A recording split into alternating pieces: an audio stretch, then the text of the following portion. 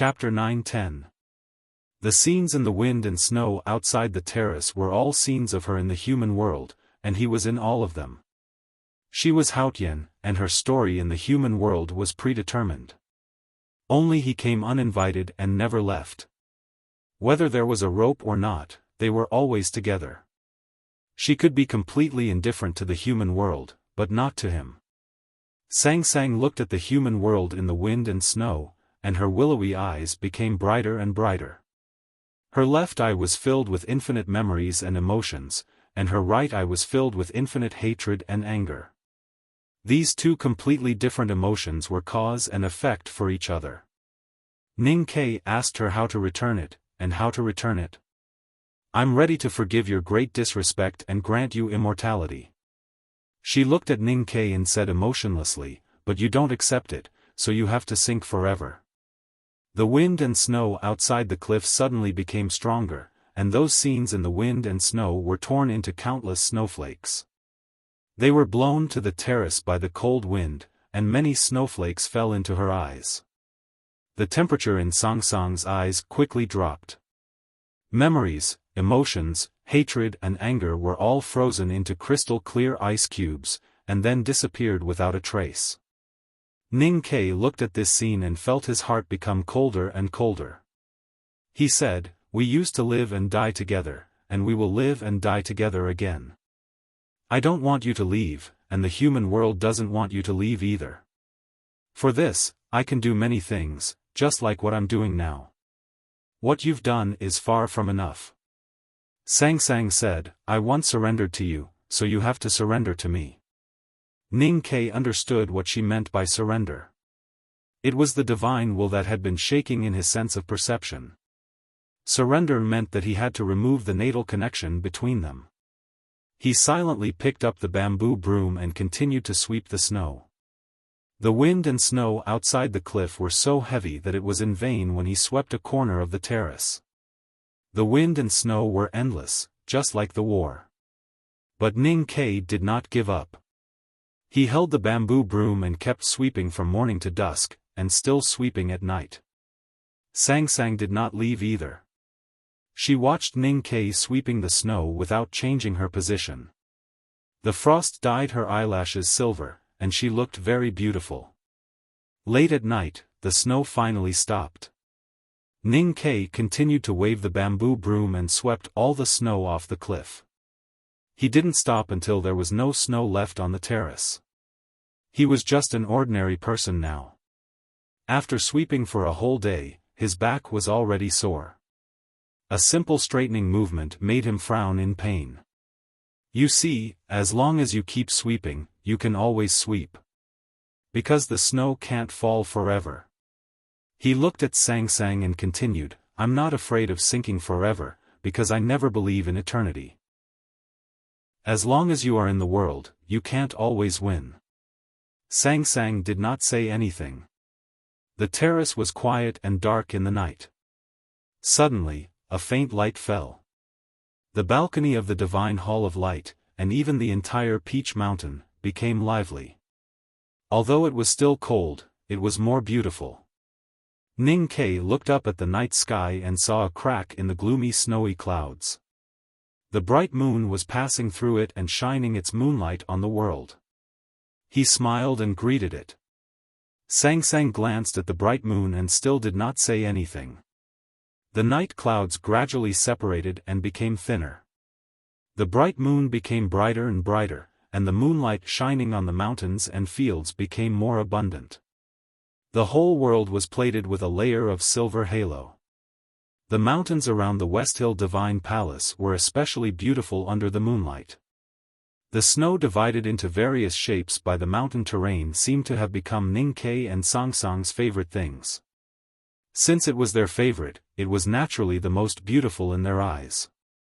Ning Ke put the bamboo broom in the corner and walked to the railing.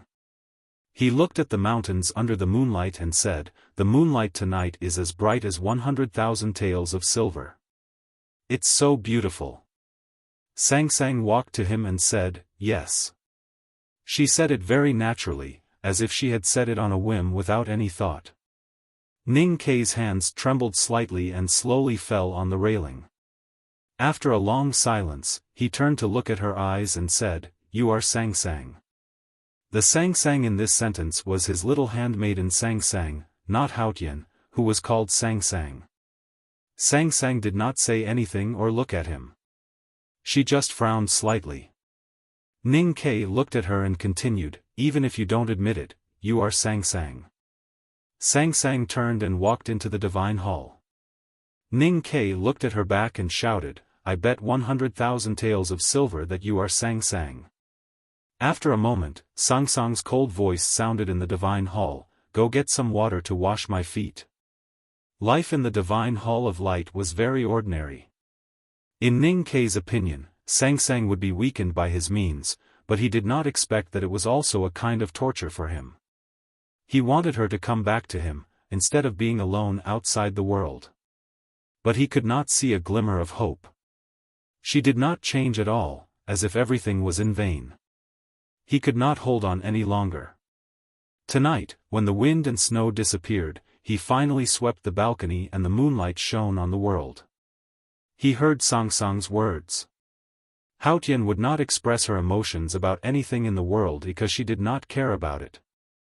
She sighed to the moon tonight not because of the headmaster, but because he said that the moonlight tonight was as bright as 100,000 taels of silver.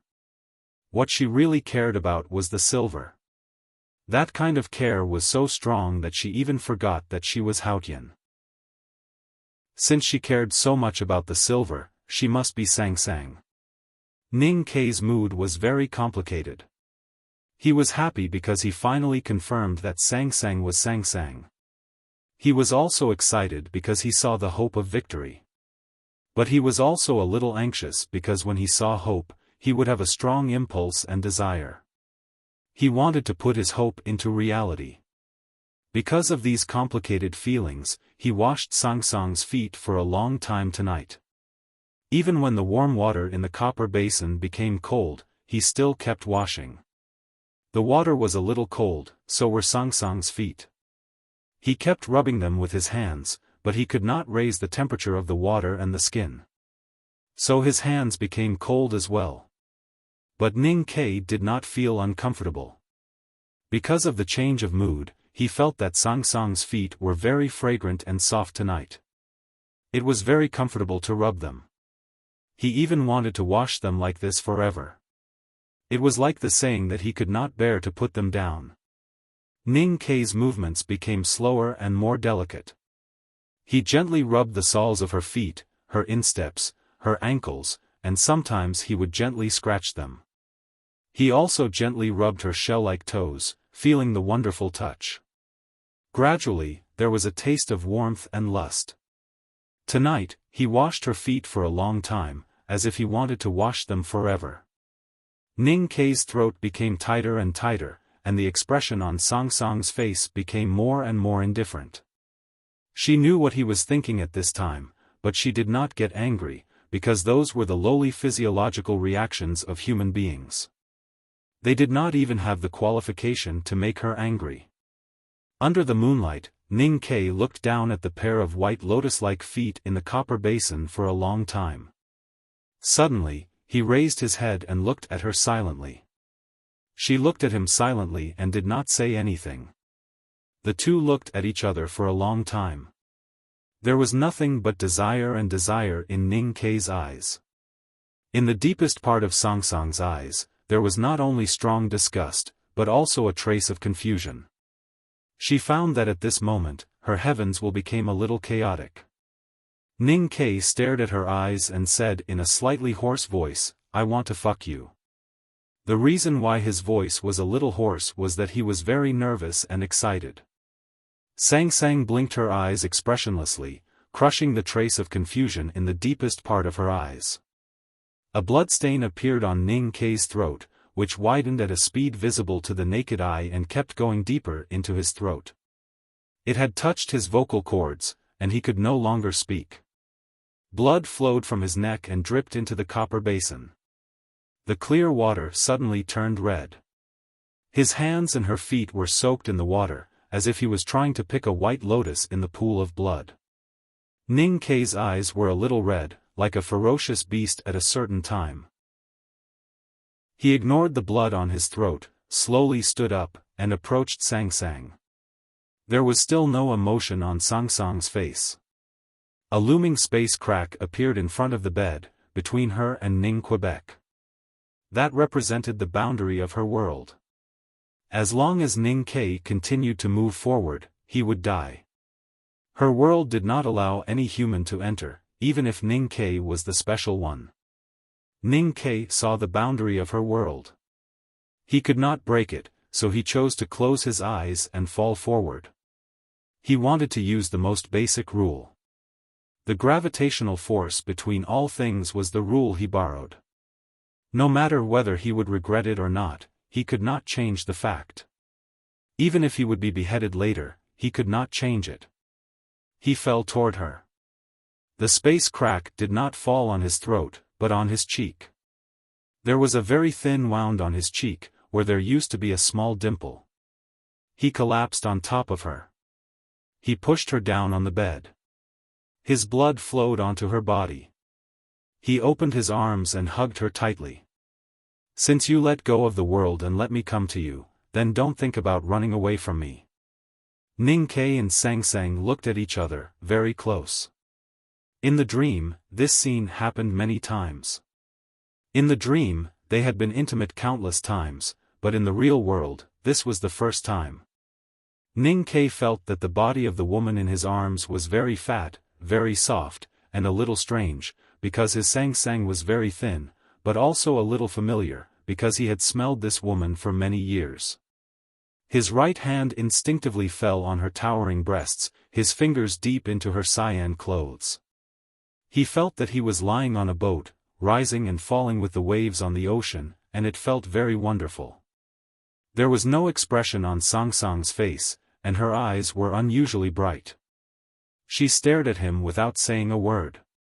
Ning Kei's desire was very strong, and the most powerful instinct of life began to wreak havoc, but there was nowhere to release it. The divine hall of light was silent. He kissed her lips lightly. In the dream, he had kissed her before. In the real world, he wanted to kiss her too. Haotian was kissed by a man. Thus, the whole world began to tremble. Note, this sentence came from the Chi Hall's Weibo. The chapter name is Michael Jackson's album. These two chapters are the two most important chapters of the coming night, and they are related to God, so they have to be named like God. The first two chapters have been revised, and you don't need to read it again, just the words. Today's update is a little late, because I have started to quit smoking, and I feel very uncomfortable. Friends who don't smoke may not understand, but recently, my mood must be very bad, and I may be easily irritable in communication, please understand in advance. It seems a little stupid to quit smoking at the most important time of the coming night, mainly because I have to write 200,000 in June, so I might as well do it earlier, and try to get through this period as soon as possible. Finally, I wish everyone good health, and let's work hard to train together, so that we can go against the natural order. To be continued. If you like this work, please come to Chidian.com and vote for me. Your support is my biggest motivation. Chapter 9-11. Ning Kei and Sang Sang did not close their eyes. Their eyes became closer and closer until they merged into one. In the depths of Sang Sang's eyes, stars were destroyed and then reborn, turning into confused stardust. Everything was in God's plan, but she still felt a little confused when it came to the end. She found that she did not hate the contact with Ning Quebec. This fact made her extremely angry. She clenched her fists tightly and looked at Ning Kei in front of her. Feeling the disgusting wetness on her lips, her divine body tightened like a rock and began to tremble violently. Ning Kei woke up from the previous strange mental state and realized what he had done. He was actually kissing her. He thought she was Sang Sang, but he still could not suppress the fear. The fear made his body extremely stiff and then began to tremble slightly. They hugged and kissed each other on the couch. Because of the trembling of their bodies, their lips kept rubbing against each other, feeling a little numb and itchy. Even their teeth gently bumped against each other, making a crisp sound. This was trembling. Ning Ke hugged Sang Sang and trembled more and more violently. The bones and joints in his body began to make cracking sounds. She also kept trembling. The cyan dress on her body made a faint cracking sound, as if it was cracking somewhere. They trembled more and more violently. Then there was a boom, the couch under them collapsed. Ning Ke and Sang Sang fell on the hard ground of the divine hall. The ground shook and undulated like waves. Several extremely deep marks appeared on the surface of the pillars that supported the divine hall. The hard walls of the divine hall seemed to be blown by the strong wind of tens of thousands of years. Countless stone chips peeled off and fell on the ground, making a clapping sound. It seemed to be applause, but also seemed to be something else. This tremor left the Temple of Light at an unimaginable speed and began to spread in all directions of the world. The snow covering the cliffs began to peel off one after another, forming countless small snow waterfalls. The peach blossoms that were frozen by the snow broke off the surface of the frost, revealing their beautiful faces in the cold wind. The strangely shaped stone drums on the 1,000-mile-long dike of the Song Kingdom started jumping up and down, smashing countless reefs and splashing black sea mud into the air. The drums buzzed like war drums. Along with the drumming, countless storms were born in the depths of the sea. The black seawater rolled as if it was boiling, and the dark clouds in the sky twisted like wet clothes in the hands of a deity. It was a great sound. The ink lake in the Mogan Mountain of the Great River Kingdom splashed with countless splashes. Mo Shanshan sat by the lake and looked at the restless lake water. She did not know what had happened, but she felt a little lost and perplexed. Looking back at the mountain hut decorated with lanterns and streamers at the foot of the mountain, she felt inexplicably sad and slowly shed 2 lines of tears. The great swamp was also shaking. The white reeds in the wind and snow looked so pitiful. The lake water poured into the river and then out of the city of Lingkong. Yi Su and hundreds of poor men were repairing the waterway in the winter. He looked back at the West Hill Divine Kingdom thoughtfully as he looked at the dirty water flowing over his feet. In Yi Su's shabby house, Tang Xiaotang sat by the bed and used a spoon to put the chicken soup into Chen Pipi's mouth. The soup and the spoon suddenly rippled. The whole world was shaking. There were countless earthquakes in Haotian's world. Not many houses collapsed and not many people died, but everyone felt it. The divine halls of West Hill was at the center of the trembling. People on the Peach Mountain felt it most clearly. Thousands of divine priests and deacons put on their clothes and ran out of their houses to look at the divine hall of light with fear written all over their faces. Tens of thousands of believers in the villages and towns at the foot of the mountain were also awakened by the trembling. They rubbed their eyes and helped each other out of their houses into the wind and snow. They looked in the direction of the divine halls of West Hill and did not know what to say. The hierarch, Yi Hongyu, Zhao Nanhai and the others came to the divine hall of light. They looked extremely solemn, but no one dared to step into the divine hall. The world gradually stopped shaking. The eaves of the divine hall of light collapsed and the pillars were about to fall. But it did not collapse. Under the moonlight, it looked like the scene after a storm. The divine hall of light was quiet again. Ning Ke held Sang Sang in his arms and lay on the rubble of the bed. The friction between their lips and their bodies was no longer as intense as before. It became a gentle breeze, lingering between them. Like a gentle breeze, Ning Ke's mind gradually calmed down, while Sang Sang's eyes became more and more confused. She felt that she was immersed in the most wonderful warmth, as if she was floating in the sea in midsummer. She felt that she was embracing the most real warmth, as if she was embracing the ocean under the sun. When he first entered the awareness state, he had seen a sea. It was not until now that he remembered that when he first perceived the sea through meditation, he was holding her as a little girl in his arms. Now he finally returned to the warm sea again. He did not want to leave again. He held her in his arms and kissed her lips gently. Other than that, he did nothing else. The two gently embraced each other and leaned on each other tightly. The slightly cold winter wind entered his lips from her lips. It was like they were breathing each other's breath. The warmth of life passed from her body to his. It was like their heartbeat. There was only her in his world, and only him in hers. Ning Ke and Sang Sang entered a wonderful state of mind at the same time. After a long time, Sang Sang shivered on her body and Sang Sang shivered under his body. There was no winner or loser in this battle between heaven and man, or between man and woman. They finally achieved the great harmony of life between love and hate. The front hall of the divine hall of light collapsed. Smoke and dust rushed into the night sky and covered the eyes of the moon. In the loud bang, the divine priests and deacons of the West Hill Divine Palace on the cliff platform became extremely pale. Thousands of people subconsciously rushed to the divine hall of light and then stopped uneasily. The hierarch lord became extremely serious, but he did not dare to do anything. He even felt that it was a blasphemy to speculate. In the early morning, Ning Ke woke up from that wonderful mental state and realized what had happened last night. He looked at Sang Sang's face in silence. His silence was different from the silence of men in the morning. There was no awkwardness, only vigilance.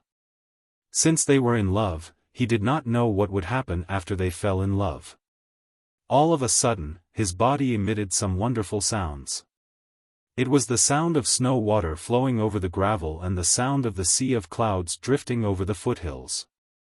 He heard the most wonderful sounds in nature and realized that after this night, his ocean of qi and mountain of snow that had been locked had regained their freedom. Sleeping with Haotian could bring such a return. He looked at Sang Sang's face and smiled. He thought that it was the best deal in the world to marry such a wife. Sang Sang closed her eyes as if she was still sleeping like a human. Her breath was very long and subtle. If one did not pay attention, he would even think that she was not breathing. His long and steady breathing suddenly became hurried. She opened her eyes and looked at Ning Quebec. Deep in her eyes, the sea of stars composed of billions of stars began to surge violently with endless power hidden in it. I will, after all, Ning Ke was a human being. It was inevitable that he felt a little uneasy for Haotian to do such a thing. He subconsciously wanted to defend himself, but he did not even have the time to say that he would take responsibility. An extremely angry roar burst out from Sang Sang's lips. It sounded like the most terrible wind in the wilderness passing through the skull of a bison on a dry riverbed. Ning Ke's arm was instantly broken into 20 pieces. Each piece represented a year that he had been with her. She had forgotten all of these 20 years, so he could no longer hold her. A terrible power raged on the ground of the divine hall like a hurricane. Before he could react, he was thrown dozens of feet away and hit heavily on the wall of the divine hall. The wall was originally painted with murals of ancient myths in the West Hill scriptures. After the tremor last night, the murals were seriously damaged and had long lost their colors. At this time, after being hit by Ning Ke, the remaining surface of the wall peeled off even more. Then, it was dyed red with blood, and the myths became bloody. Ning Ke sat under the wall with his legs spread open and kept coughing up blood. He looked extremely miserable. Sang Sang floated in front of him. There was no emotion on her face, and her face was extremely pale. Ning Ke looked at her and grinned. His teeth were full of blood, as if he had bitten her plump body. But his eyes were full of loneliness and disappointment. The cold wind in the divine hall of light was piercingly cold. He clearly felt that the power of rules was seeping into his body along with the cold wind and was about to lock his snow mountain and ocean of qi again. Did nothing change after all?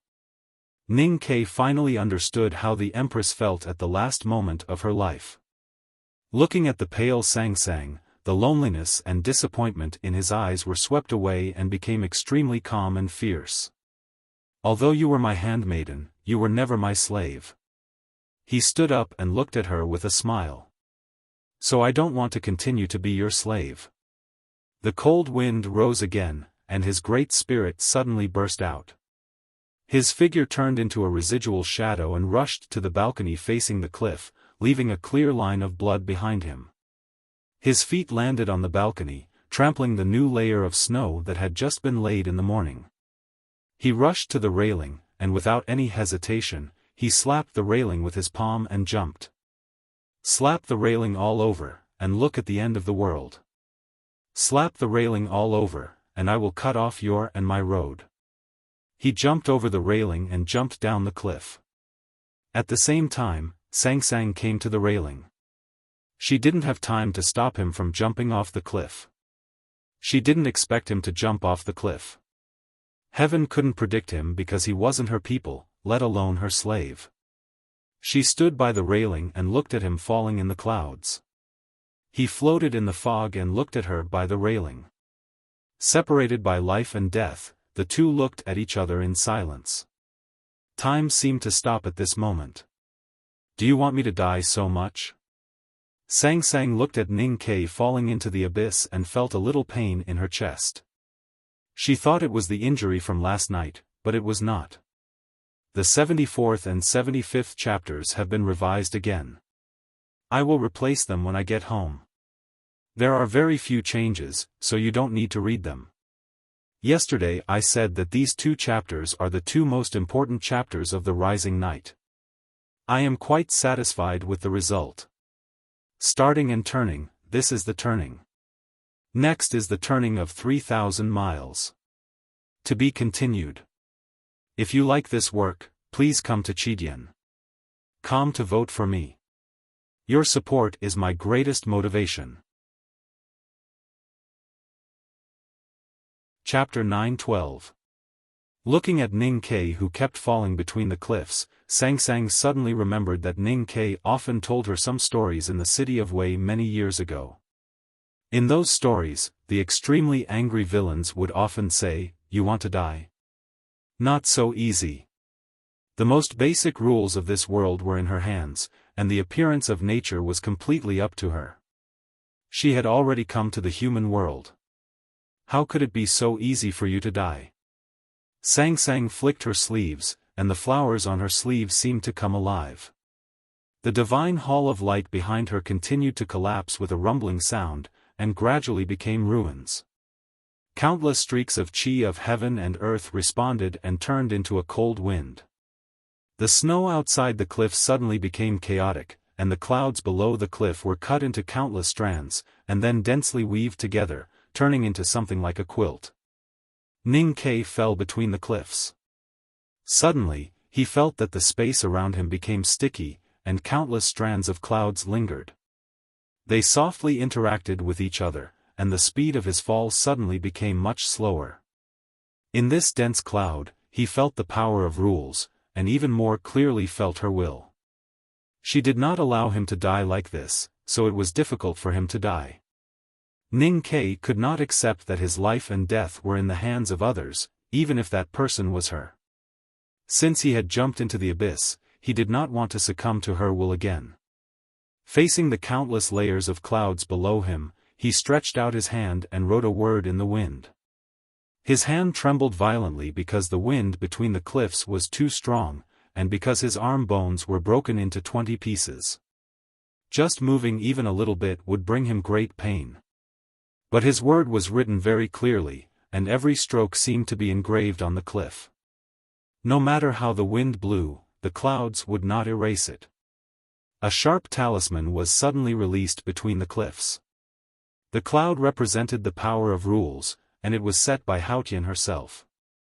Logically speaking, except for people like the headmaster, no cultivator in the human world could break it. But Ning Ke was an exception, because she was his natal. More importantly, in the divine hall of light, in the U prison, in reality, and in his dreams, he had been tortured by her countless times. He had used his flesh and blood and endless pain as the price to truly experience her power of rules countless times. During the days when he was imprisoned in the U prison, Ning Ke had spent all his time learning the power of rules that she had demonstrated, apart from fighting with her in his dreams. As far as the eye could see, among the countless reincarnations in the human world, he understood Haotian the best. Now, his grasp of the power of rules in this world had also far surpassed that of all his predecessors. He wrote a talisman on the precipice. This divine talisman was not the most powerful divine talisman he had ever written. Compared to the Taoist talisman he had written in the blue sky of Chang'an, it was not even worth mentioning. However, this talisman of Yi had vaguely touched the threshold of the basic rules of space. Noiselessly, the countless layers of clouds and mist between the precipices were torn into two huge gaps. The gaps converged in the middle and turned into four pieces before rolling towards the precipice. Ning Ke broke through the clouds and fell faster and faster. The remaining wind and snow between the cliffs were smashed into the finest powder when they touched his fluttering sleeves. Soon, he landed below the 3 cliff plateaus. The stone window that the U prison had carved between the precipices flashed past. The precipices and rocks became a rapidly changing monochrome picture in his field of vision. Occasionally, protruding rocks were stretched into extremely straight lines. One could imagine how fast they were falling. The howling wind rang in his ears, and the cold wind cut his face like a knife. He looked at the dark abyss at the bottom of the fog, looking at death, but his expression was so calm and fearless. You used to be so afraid of death. Now, you would rather commit suicide than let me die. Sang Sang stood by the railing and looked at Ning Ke, who had become a small black dot between the precipices. Her face was slightly pale. If he fell into the abyss, he would definitely die. If he died, how could she live? The moment she arrived in the human world, she could cover 1,000 miles with one step. It was easy for her to save Ning Ke from the precipices. The problem was that she slowed down on the second step in the human world. Because the headmaster had poured the mortal dust into her body, her aura had become a little turbid and she could no longer leave the earth. Sang Sang's hand gently fell on the railing. She did not touch the railing, and the railing broke. The railing was completely broken, and the cliff at the terrace collapsed towards the precipices. She walked towards the clouds and mist outside the cliff. Between the precipices at the foothills of the Peach Mountain, there were countless booming sounds, like thunder. In fact, it was the sound of something breaking through the air. A figure in indigo appeared between the precipices, and the snow clouds scattered in fear. The resentment of the U-prison sinners for thousands of years had turned into fog. They did not dare to invade and hid between the precipices. She descended from the sky and came to his side. The mountain wind blew the hair on her cheeks, but it could not move her indifferent expression. She and Ning Ke fell into the abyss side by side in the wind. She did not look at him, but her will fell on him. Do you want me to die so badly? Ning Ke looked at her quietly and said in his heart, No, I just don't want to live alone. Compared to this, I would rather the two of us die together. The dispersed clouds between the precipices gathered again. Ning Ke could no longer be seen, nor could he see Sang Sang's indigo dress. The abyss at the bottom of the fog was extremely quiet, just like it had been for thousands of years. The hierarch, Zhao Nanhai, and the others came to the edge of the cliff and looked down with a solemn expression. They did not feel anything. After a moment, there was a sudden violent vibration from the abyss below the precipices. Something must have fallen heavily on the ground of the abyss. The terrifying impact force from the bottom of the fog rose up and tore the clouds between the cliffs apart again. Even the precipice that was attached to various Taoist formations had many cracks on it. The sect leader and the others all had ugly expressions on their faces. How could anyone survive such a terrifying collision? Of course, Haotian should be fine. But how could she come back from the abyss? In a corner of the half-ruined divine hall of light, a horse neighed anxiously. The sound of hooves sounded like a rainstorm. The big black horse knocked over several deacons in black and rushed down the mountain. The abyss was full of fog. No matter how hot the sunlight was, it was difficult to fall on the ground. Ning Ke opened his eyes and looked at the gray sky. He felt as if he had returned to the city of Wei in the 9th year of the Tianqi era. That year, the city of Wei ushered in the most violent sandstorm. He felt a little dizzy and it took him a long time to wake up. He realized that he should be in the abyss behind the Peach Mountain, and then he found himself in a pit. Jumping from the peak would naturally make a deep pit on the ground. What he could not understand was why he was still alive. If Sang Sang kept him alive, then where was she? The trees at the bottom of the abyss were different from those outside. Obviously, their roots were much more developed than the branches and leaves. Most of the trees were vines with thin and sparse leaves. Perhaps no one had ever come here before. Countless years of decayed leaves had accumulated together and formed a thick layer. Ning Ke had not completely woken up from the dizziness caused by the impact.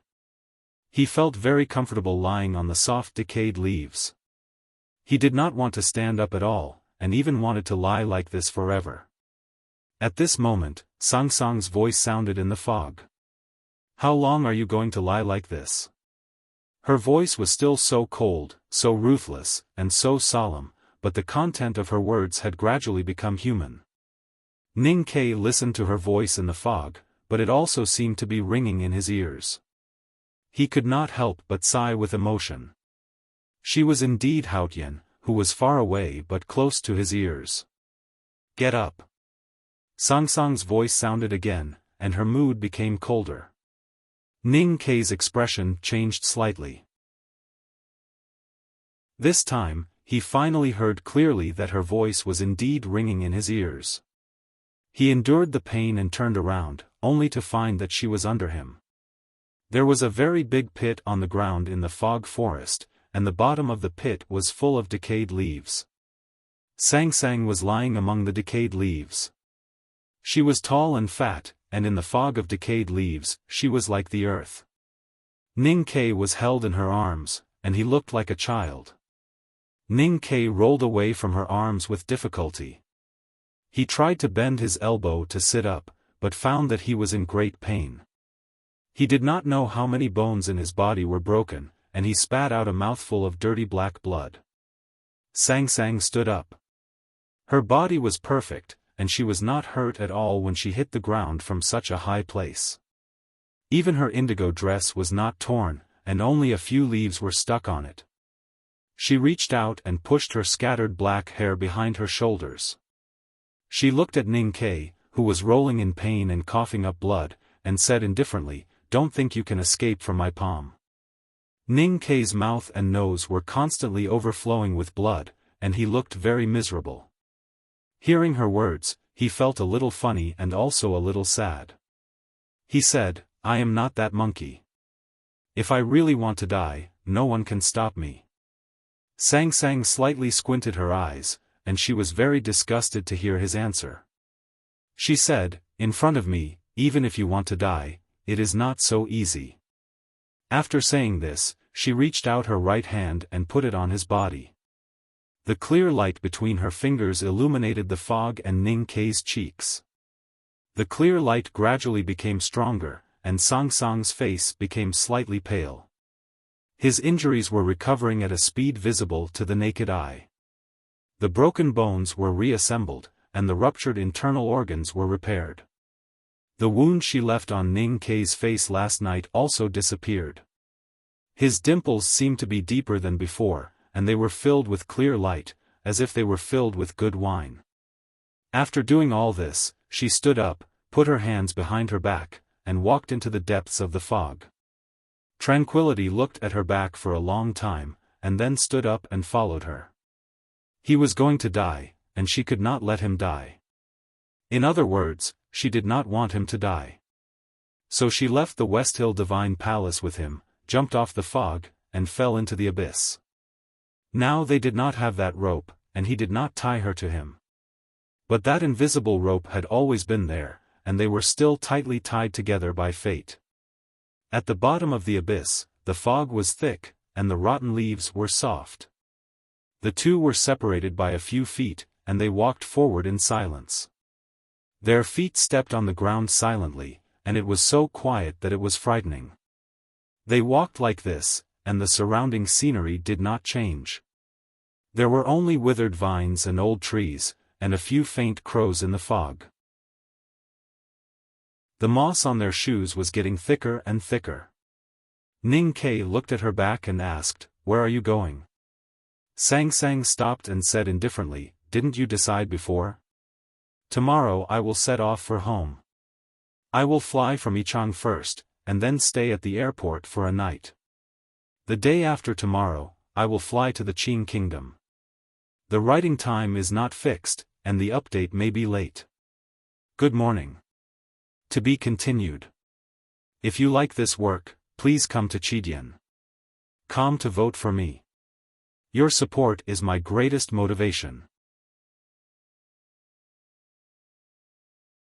Chapter 9:13. Sang Sang was right. In the past, when they were on the road, it was always up to Ning Ke to decide where to go. She never raised any opinions or objections. In Ning Ke's words, she was not stupid. She was just too lazy to think about such trivial things. She was used to letting him think about it. Ning Ke was silent. He walked past her and came to the front. It was only a few steps, but his breathing became rapid and his face turned pale. He had been tortured countless times these days. His arms were cut off and his blood flowed endlessly. If Sang Sang was not by his side, he would have died many times. Although he was alive and there were no scars on the surface of his body, the new flesh and blood had not completely merged with his mind. When he fell from the sky to the ground, those invisible injuries had all broken out. Every step he took, he felt that his soul was shaken, and the pain was unbearable. Sang Sang felt his pain, but her expression was still indifferent. Ning Ke stood among the decaying leaves and rested for a while. He found a slightly tough tree and walked deep into the fog with his tired body in pain. The abyss under the precipice at the back of the Peach Mountain was covered by clouds all year round. There was no way to the outside world. Just like the abyss under the back of the mountain of the Academy, it had been isolated for countless years. No one knew what kind of life lived in it and what kind of dangers were hidden there. At this time, the two people walking in the fog were not worried at all. Because no matter how terrible the danger was, it could not hurt Haotian.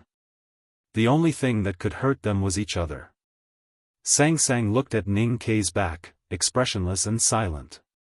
She could easily restrain him, reseal his snow mountain and ocean of qi, and then bring him back to the West Hill Divine Palace at the top of the Peach Mountain. He would continue to be a slave and never be freed. But Ning Ke had shown her his determination to die by jumping off the cliff. Then it would be meaningless to bring him back to the West Hill Divine Palace. Besides, she had her own ideas. Since she had made up her mind, Sang Sang put her hands behind her back and followed Ning Ke casually in the thick fog. She looked at those strange vines with great interest. Ning Ke was a little tired from walking, so he sat on a stone to rest. He looked at Sang Sang, who seemed to be very relaxed in the fog, and said, "I know you look down on my methods, but I have no choice. Compared to you, I'm too weak. I don't have to cry, throw a tantrum, and threaten to hang myself to get you out of Peach Mountain. In fact, these methods should be used by you. Since you don't want to use them, I have to." Sang Sang ignored him and walked to the depths of the black vines. She opened her eyes wide and looked up curiously. Seeing her expression, Ning Ke was a little surprised, and then a little hopeful. After a while, Ning Ke regained some strength and stood up with the support of a branch. He walked to the black vines in the fog and shouted, "It's time to go."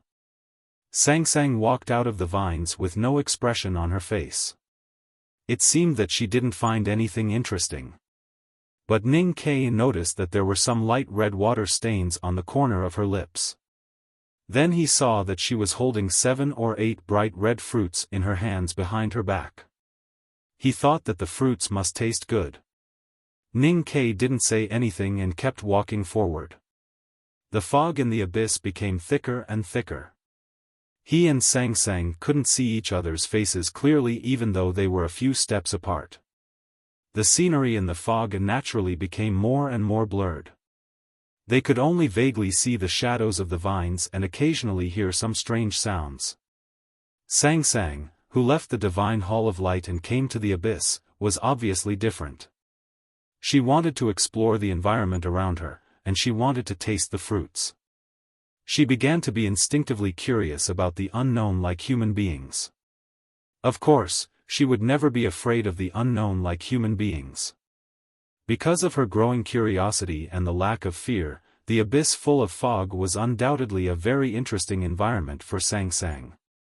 She left Ning Kai from time to time and disappeared into the fog. No one knew where she went or what kind of scenery she saw, and then she quietly returned to Ning Kai's side. In the beginning, Ning Kai didn't even know that she had left. When he found out that she was playing this game of disappearing, he instinctively began to worry, and then found that his worry was a little unreasonable. In Haotian's world, who could hurt Haotian? He didn't worry that she would get lost. No matter how thick the fog around her was, no matter how dim the light was, as long as he thought about it, he would know where she had gone, and he knew that she would definitely come back. As long as she was there, he didn't need to worry about himself. The abyss was dark all year round.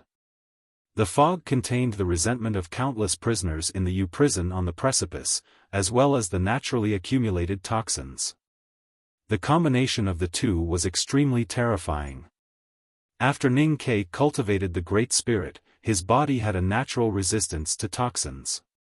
After walking in the fog for a long time, he still felt a little dizzy. At this moment, Sang Sang returned to his back. A breeze blew past, and he suddenly felt refreshed, as if he was immune to all poisons. The real danger in the abyss was not the poisonous fog, but the creatures living in it. Living in such a dangerous environment until now, these creatures had extremely strong vitality and unimaginably fatal means. Ning Kai released his psyche power into the fog, and found that whether it was the old wet vines, the snakes and beasts hidden among them, or even the rotten leaves on the ground, there were all hidden lives. He couldn't help but feel a little numb. Walking in the fog, he and Sang Sang had already encountered several strange creatures, most of which were snakes. One of them was covered with mucus, and its eyes had obviously degenerated. It relied entirely on the emerald green snake tongue to find the direction. More snakes were colorful, and even in the thick fog, they were still so eye-catching. The most terrifying thing was the swaying sound from the withered vines and the surrounding trees, and the howling that sounded like ghosts crying.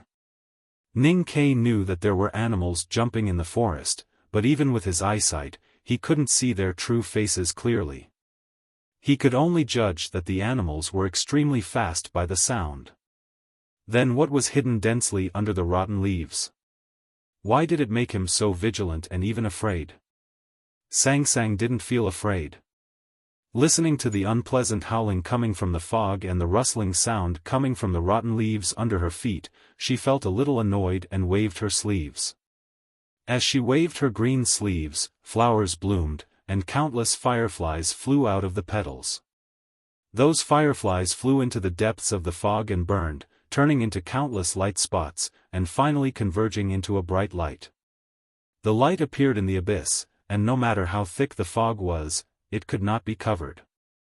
With the burning sound, the fog around them dispersed at a speed visible to the naked eye, and the scenery suddenly became clear. The ground was covered with countless layers of rotten leaves, and the roots of the trees were covered with moss and strange mushrooms. The vines hanging on the branches were crooked and shapeless, like the binding plums in the house by the Yanming Lake. From the depths of the forest came the horrified howling of the beasts, and the rustling sound from the rotten leaves became more and more frequent. The colorful snakes angrily raised their heads, and Ning Kei's expression became extremely serious. But before he could do anything, the horrified howling stopped abruptly, and the rustling sound under the rotten leaves disappeared without a trace. The snakes even lay down on the wet ground as fast as they could. Sang Sang walked into the depths of the fog without waiting for Ning Kei to lead the way. As she walked, the light quickly spread around and quickly cleared all the fog within a few miles. The abyss, which had not seen the sun for countless years, suddenly became clear. If the situation continued like this, it wouldn't take long for Sang Sang's light to disperse all the fog and expose the abyss to the blue sky. The blue sky was very familiar to the creatures outside the abyss, but it was so strange to the creatures living in the abyss for generations. They looked at the porcelain blue sky and kept screaming in horror. The light continued to spread, and countless green ants crawled out from under the rotten leaves. They kept rubbing their forelimbs toward Sang Sang's footprints to show their fear and submission. The colorful poisonous snakes crawled all over the mountain streams, desperately twisting their sticky bodies, as if they wanted to descend to the deepest part of the swamp.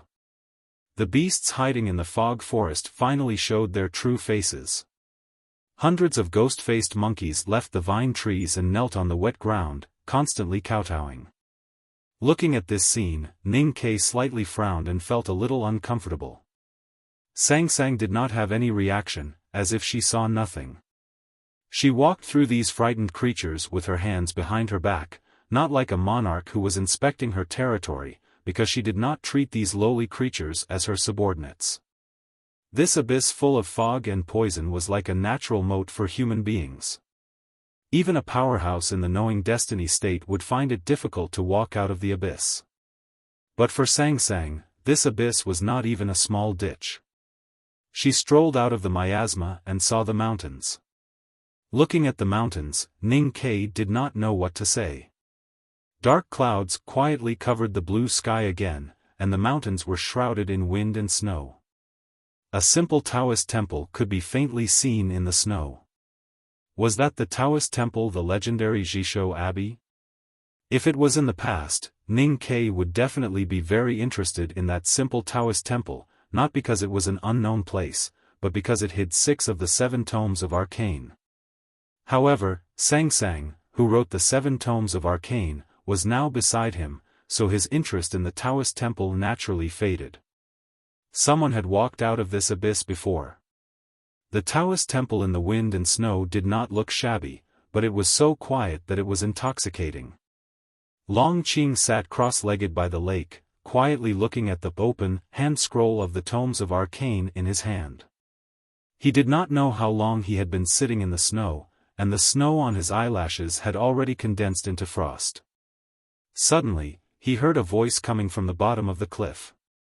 Thinking of the painful days in the abyss, his face instantly became extremely pale, and the snow on his eyelashes turned into ash and disappeared. The middle-aged Taoist pushed the wheelchair to the lakeside. The Abbey Dean sat in the wheelchair and looked at the sky in the wind and snow. He looked at someone in the abyss and let out a low sigh. I said in the middle of the month that I don't want a monthly ticket, so I haven't asked for one. No matter how itchy I am, I have to grit my teeth and bear it. The 3rd young master teased me in the single chapter, so I have to bear it. Boo-hoo. I know those who have voted for the General Knight monthly ticket will feel a little. I'm sorry to you. Before I end the book, I will definitely fight for it, for myself and for everyone. Most of this chapter was written at the airport, so there may be some problems with the quality. I will go home tomorrow, and then I will fix it. To be continued. If you like this work, you are welcome to vote for it and vote for it. Your support is my biggest motivation.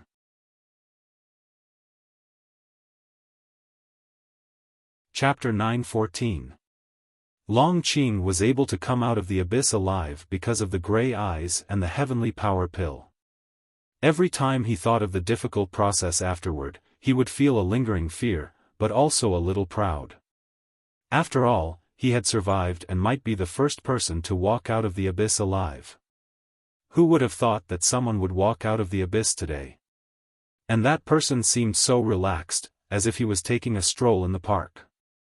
He guessed the person's identity and was shocked beyond words. The tomes of arcane in his hand seemed to lose their attraction. The Abbey Dean also had mixed feelings. He looked up at the falling snow and sighed after a moment of silence. Since she has left Peach Mountain, it's our turn to go back. The wind and snow grew stronger and shrouded the Taoist temple and the surrounding mountains. With a squeak, the door of the temple was pushed open. Long Qing and the middle-aged priest came out in a wheelchair. The Abbey Dean sat in the wheelchair with an ordinary blanket on his knees. He reached out his skinny hand and brushed off the snow on the blanket. Then he slowly closed his eyes. Peach Mountain was also in the wind and snow. Thousands of divine priests and deacons had gathered on the cliff plateau, but they were all silent. They looked at the half-ruined divine hall of light and thought of the loud noise that came from the abyss below the precipice. They vaguely guessed what had happened, but they could not believe it and were extremely shocked. No one dared to enter the divine hall of light. The divine priests and deacons stood in front of the divine hall of light with pale faces. They did not know what to do next. They had been standing in the wind and snow for a whole night. It was an emergency. When the hierarch came to the divine hall of light last night, he did not have time to take the sacred sedan. His skinny and short body was exposed in front of everyone. The snow was hanging on his sparse eyebrows, which made him look ridiculous. But his expression was so serious, as if he did not care about what had happened in the past. Nothing was more serious than what had happened in the divine hall of light. When dusk fell, the hierarch could not wait any longer. He walked into the divine hall and came out after a long time. His expression was as solemn as the mountains and as cold as the snow. The people of the divine halls of West Hill looked at the hierarch's expression and knew that their guess was not far from the truth. Their expressions became extremely frightened. Some old divine priests even fainted in despair. Had Haotian really left the divine halls of West Hill? Was she going to abandon her most devout followers? Later, the Haotian divine hall was dead silent. The hierarch stood before the curtain. His body was thin and short, and now he was bent over powerlessly. He looked even more pitiful. There were only him, Yi Hongyu, and Zhao Nanhai in the hall. His voice was a little tired as he said, "The Tao sect must guard this secret and not let the believers in the world know." Zhao Nanhai nodded solemnly and agreed with the hierarch's plan. Yi Hongyu looked at the hierarch expressionlessly. The sword hidden in her red dress seemed stern. The hierarch didn't notice her change. He looked at her and said anxiously, "Send out all the people of the divine hall of judgment. We must invite him back to Peach Mountain." His mood was somewhat perplexed and extremely anxious. He did not have the natural and unrestrained bearing of a great swordsman surpassing the 5 realms. He looked like a child who had been separated from his mother on the street. Looking at the hierarch's slightly trembling eyebrows, Yi Hongyu showed a slightly mocking expression. Then she slowly raised her right hand and began to shine under the bright light behind the curtain. She was ready to draw her sword. As long as her Taoist heart moved slightly, the Taoist sword would pierce through the air. She knew that the hierarch was still powerful even though he had been seriously injured. But she did not want to wait any longer. At this moment, there was a faint noise on the mountain path below the divine hall. Then, there were hurried footsteps. Several divine priests suddenly walked into the divine hall and reported in a trembling voice, "Someone is coming." 3 people from the Jishou Abbey came to the divine halls of West Hill. Long Qing walked in front and was the vanguard. The middle-aged priest pushed the wheelchair behind him. The Abbey Dean sat in the wheelchair, looking calm and natural. His indigo robe was so clear in the thin snow that it was as pure as the sky. Thousands of divine priests and deacons on the cliff plateau looked at the three people walking slowly from the foot of the mountain. They were shocked to think that the clear light array of the divine halls of West Hill did not respond. When they recognized that it was Long Qing who walked in front and vaguely guessed the identity of the person in the wheelchair, no one dared to stop them. The dense crowd parted like a tide.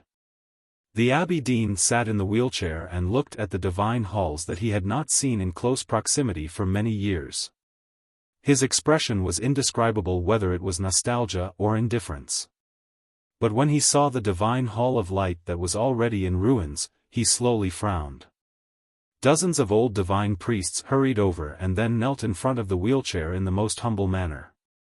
They paid their respects to the Taoist in indigo. They had lived long enough to see the true face of the Taoist in indigo.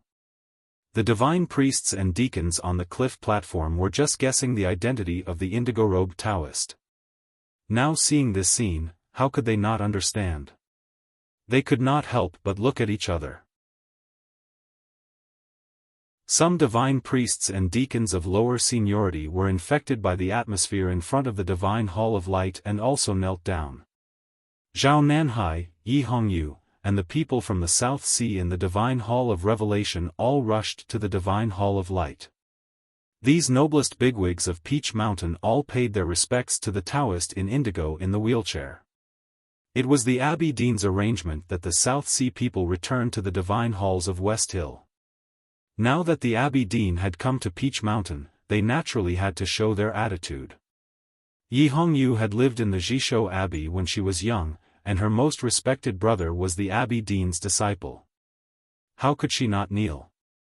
There were only two people in the divine hall of Haotian. The Abbey Dean sat quietly in the wheelchair, and the hierarch stood in front of him with a complicated expression. Looking at the Abbey Dean in the wheelchair, the hierarch trembled slightly. He could not understand. The Abbey Dean had been crippled by Ning Kei's god-stunning array, and even Haotian had abandoned him. Besides, he had not come to the divine halls of West Hill for many years. Why did he have to do nothing but show up at Peach Mountain, and yet the hierarch was deserted by his own people? Only now did he realize that he had underestimated the Jishou Abbey's status and influence in Taoism. There was dead silence in the hall. The brilliant light behind the curtain had disappeared, like a candle that had been burnt out, revealing a sense of desolation. The hierarch knew that he could kill the Abbey Dean in the wheelchair with a single thought. However, he did not dare to do anything because he was afraid. What scared him the most was that he did not understand why he was so afraid of the Abbey Dean. How could a cripple bring him such a sense of oppression? Finally, he knelt down in front of the wheelchair and said, "Greetings, Uncle." The Abbey Dean said, "Have you ever called me Uncle since you became the hierarch?" The hierarch lowered his head and said, "Uncle, you have traveled to the South Sea for many years. It is difficult for us to meet." The Abbey Dean said, "In your opinion, it is better not to meet." The hierarch did not say anything. He knew that any explanation or words would be meaningless in front of the Abbey Dean. He just did not understand what the Abbey Dean wanted to do. "I am really sorry. I was so sleepy after 2 days of traveling that I fell asleep while writing. This chapter only has 2,000 words. Also, I would like to thank everyone who participated in the book review activity. Thank you for your hard work. To be continued. If you like this work, please come to Chidian.com to vote for me. Your support is my biggest motivation.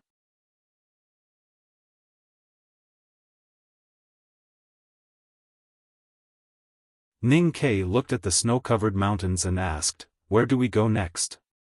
Sang Sang said emotionlessly, "You forced me to leave Peach Mountain even at the cost of your own life, just to bring me to the human world. Since that's the case, what difference does it make where I go?" Ning Kei looked at her hair floating beside her face and said, "Since you are willing to leave Peach Mountain with me, it means that you want to return to the mortal world. Then there must be a place you want to go." Sang Sang said, "I said, you lead the way." Ning Kei thought for a while and said, we are not far from the kingdom of Song. Where should we go? The big black horse listened to his suggestion and lowered its head. It thought to itself, Master, you'd better not show your cleverness in front of the mistress. Otherwise, you will be laughed at. Sang Sang said, you want to take me to the world like the headmaster of the academy, to eat all the delicious food and see all the sceneries in the world. That won't work for me. Ning Kai looked a little embarrassed. He unconsciously slid his palm on the stick made of twigs and said, you think too much. I just remember that the food in that restaurant is good. Sang Sang said, I have been to that restaurant. So let's go somewhere else. Ning Kai said, or to Linкong. There is someone preaching there.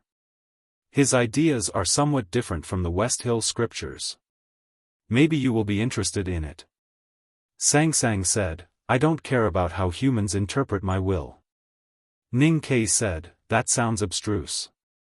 Sang Sang said, I am the way of heaven. Ning Kai understood and said, why don't we go back to the city of Wei? Sang Sang was silent for a while and said, you should want me to go to Chang and the most. Ning Kai said, I don't know if you are willing to go. Sang Sang said, not now. Ning Kai mentioned a few more places, but they were all rejected by Sang Sang coldly. He thought of the conversation in the abyss miasma and said helplessly, you asked me to lead the way, but you don't agree with the places I suggested. So it's still your decision. Sang Sang said, you have mentioned the east, west and north. Why don't you mention the south? Ning Kai didn't know how to answer. The south of the mountains of the West Hill Divine Kingdom should be the famous river, and the south of the river was the Great River Kingdom. Sang Sang looked at him and said expressionlessly, why don't we go to the Great River Kingdom? Ning Kai said, that place is far away from prosperity. It is really a remote place. There is no special scenery and it is hard to see new people. Of course I didn't think of it. Sang Sang said, but there are people we know there. Ning Kai pretended not to understand and said, you and I know many people in this world. Sang Sang said, what are you afraid of? Ning Kai didn't say anything. Sang Sang looked at his eyes quietly and said, you are afraid that I will kill her? Ning Kai said, why do you want to kill her? Sang Sang said, Haotian doesn't need a reason if he wants someone to die. Ning Kai looked at her eyes and said after a moment of silence, or are you jealous? Song Song's expression didn't change. She said, you are afraid that I will kill her because subconsciously, you want me to be jealous. It doesn't mean that I really have such low emotions. Ning Kai still looked at her eyes quietly and said, but you are jealous. Sang Sang didn't say anything. Otherwise you wouldn't ask me why I didn't choose the Great River Kingdom. Ning Kai laughed, like the proud look of the cat in the old brush pen shop every time it caught a mouse. Sang Sang smiled slightly and said, then are we going to the Great River? Ning Kai said, can I object? Sang Sang said, yes, but I won't accept it. Ning Kai said, then let's go. The big black horse listened to their conversation from behind and couldn't help but feel bored. Thinking that he might see his favorite mistress, he couldn't help but feel happy and nervous. What he was worried about was also what Ning Kai was worried about. Sang Sang came back to the human world. If she really became more and more like a human, it was naturally what Ning Kai wanted to see the most. However, she was after all the omnipotent Haotian. Coupled with the complex emotions of humans, no one knew what she would do. All the way to the south along the mountain path, the wind and snow gradually disappeared. The sun shone on the hills and fields. The south was still unbelievably warm in the deep winter. After coming to the hilly area, Sang Sang left the mountain path and walked along the straight line to the south. No matter how difficult the terrain was, it was a smooth road for her. However, it was very hard for Ning Kai and the big black horse. He couldn't help but complain. Who was leading the way now? One day, there was a sudden thunder-like roar in front of the hills. The air also became more humid. Ning Ke naturally thought of the waterfall in the back of the mountain of the academy and second brother's courtyard. He couldn't help but be curious about how majestic the waterfall in front of him was. How could the sound travel so far? When they came to the cliff, Ning Ke found that it was not a waterfall, but a majestic river. The yellow waves were torrential, and the water was extremely abundant, surging between the black rocks and the yellow soil. In this valley with a huge drop in elevation, the yellow river water flowed rapidly, forming several extremely wide waterfalls. The waterheads collided with each other, creating a thunderous roar, shaking the rocks in the water as if they would shatter at any time.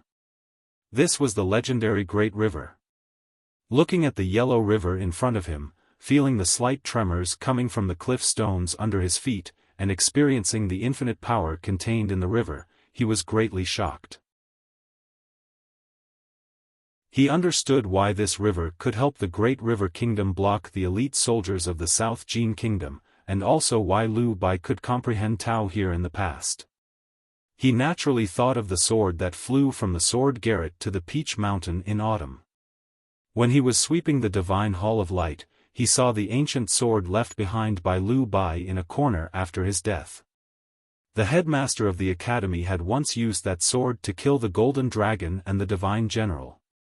Liu Bai put his soul into that sword and proudly went to the Peach Mountain to challenge Haotian alone. That ancient sword was the sword of the human world. Now the sword was still here, but the person who used it was no longer here. Looking at the surging yellow river and thinking of the predecessors, Ning Ke had mixed feelings. Looking at Sang Sang who was standing beside him, he didn't know what to say. Sang Sang looked at a black rock by the river and said, "Liu Bai learned swordsmanship here." They went all the way to the south and came to the place where Liu Bai learned swordsmanship. Ning Ke understood that this must be Sang Sang's will. He looked at the faint sword mark on the black rock thoughtfully. After a moment of silence, he reached out his right hand into the slightly wet air. Holding the iron cutlass in the thundering river, he began to meditate. He wanted to learn some knife intent from the place where the predecessors learned swordsmanship. Sang Sang said, "You are a talisman master." Ning Ke understood what she meant and said, "I can also write talismans with a knife." Sang Sang said, "You are much more spirited than a few days ago." Ning Ke said, "Seeing the relic and thinking of the predecessors can always motivate me." Sang Sang said, "Humans are always easily immersed in such useless emotions." Ning Ke said, "Otherwise, why did you bring me here?" Sang Sang said, "I brought you here because I want you to understand that even someone as powerful as the headmaster of the academy and as arrogant as Liu Bai are still no match for me. You should give up." Hearing this, Ning Ke was silent for a long time. He brought her back to the mortal world to continue the battle with his teacher. He wanted her to become more and more like a human. But in this process, what she wanted to do was to make him truly surrender. When Liu Bai entered Taoism, he saw the yellow river in front of us. Ning Ke said, "When I entered Taoism, I saw an ocean. From this point of view, as long as I cultivate diligently, there will be a day when I can surpass Liu Bai. I can do what he couldn't do." Sang Sang said, "When you entered Taoism, you could sense an ocean because I was by your side that night. It doesn't mean that your talent in cultivation is really that high. You think too much." Ning Ke was a little annoyed and said, "Why do you care what I think? I have something to do today and tomorrow. I will speed up from the day after tomorrow." To be continued. If you like this work, please come to Chidian.com to vote for me. Your support is my greatest motivation.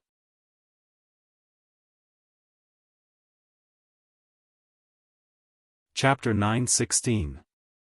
The yellow river turned into countless waterfalls here. Smoke filled the air, the sound of water was like thunder, and the turbid waves were rolling endlessly. The scene was very shocking. Ning Ke stood on the bank in silence. Sang Sang walked to the black rock by the river. As her bare feet landed, the sword marks on the rock gradually faded until they disappeared. Those sword marks were left by the Sage of Sword, Lu Bai. They represented the will and decisiveness of the human world. Since she was here, she naturally wanted to erase them. Looking at this scene and thinking that the relics of the predecessors would no longer exist, Ning Ke suddenly felt his heart become extremely empty. But there was no way he could change this. He sheathed his knife and looked a little sad. The Great River Kingdom was to the south of the surging Yellow River. Since they wanted to go to the Great River Kingdom, they had to cross the river. The river here was terrifyingly rapid, forming many hanging waterfalls at the broken parts. Ordinary people could not cross the river at all. They had to walk dozens of miles in both directions to cross the river using sheepskin gates. Ning Ke did not want to continue feeling down, because that was what Sang Sang wanted to see, just as he wanted to see Sang Sang become more and more like a human. He decided to do something to make himself happy again. "Sister, I want to cross the river. Who will carry me?" He looked at the surging river and sang happily. Sang Sang had heard him sing this song when she was young. She turned to look at him and said, "Your world is really noisy." After saying this, she walked into the river with her hands behind her back, as naturally and casually as if she was walking to a meadow. As her bare feet landed, the surging river suddenly stopped. It was not really stopped, but the river could not get close to her. The turbid yellow river kept beating the invisible barrier at her feet, forming countless tiny bubbles. Sang Sang continued to walk into the river. The turbid waves suddenly parted, revealing the mud below. The mud instantly solidified and became smooth rocks. Her bare feet landed on the rocks like white lotus blooming. The turbid river kept attacking from upstream, but no matter how fierce it was, not a single drop of water could fall on her indigo clothes. Her feet were not even wet. Ning Ke understood that this was her world. Looking at this magical scene, he could not help but think of the legend of Moses parting the Red Sea in that world. He led the big black horse and hurriedly followed. 2 people and a horse walked into the raging river. The river water parted, and the river mud turned into stones, naturally forming a dry passage. The river water from upstream could not pass through, so it gradually piled up higher and higher. When they walked to the middle of the riverbed, on the other side of the invisible barrier, the river water was already several feet high. Ning Ke looked at the translucent water wall formed by the river beside him. He looked at the high-speed rotating water flow and the floating fine sand inside. He wanted to reach out his fingers to touch it and even wanted to put his fingers into it to feel the sand flow and water flow inside. However, he did not dare to do anything. Such a miraculous scene was shocking and soul-stirring. He was worried that if he broke through the water wall, the river would pour onto his body. He was already a powerhouse in the knowing destiny state, but he still did not dare to confront the river head-on, because the power in the river came from nature, which was not something that ordinary humans could compete with. Sang Sang looked calm, with no trace of seriousness or vigilance. She walked slowly in front of the water wall with her hands clasped behind her back, as if she was walking in a beautiful meadow. Only Haotian could defeat nature. The yellow water wall grew higher and higher until it blocked the sun in the sky. The stone passage at the bottom of the river became extremely dark, and the big black horse's eyes gradually showed fear. Ning Ke was also very worried that the water wall would collapse. He was even more worried that if the water wall continued to rise and did not collapse, there would inevitably be a flood upstream, and the people on both sides of the river would suffer a disaster. The yellow water wall finally collapsed, and a straight white wave appeared in the middle of the raging river. In an instant, the passage at the bottom of the river and the 2 people and the horse inside were submerged.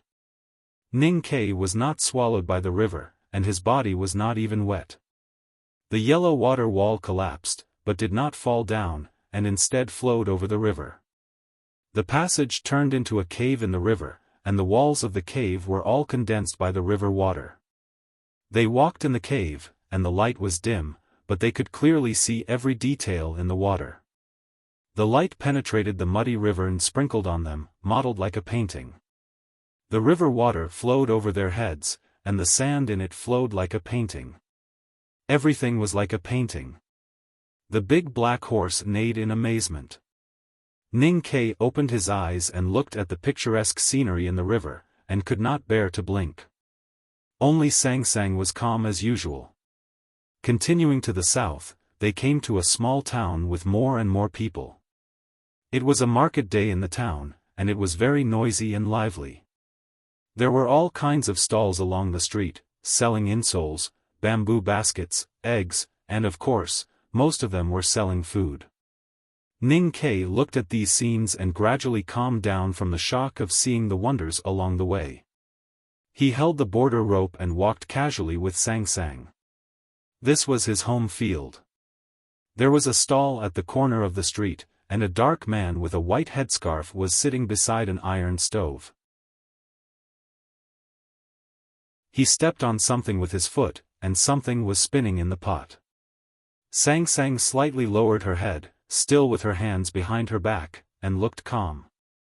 She looked very much like an old man choosing goods in the antique market, and also like an old man checking the stored grain in the granary. Smelling the faint sweet aroma and the faint burnt aroma that was difficult to capture, she knew that the thing in the pot was sugar.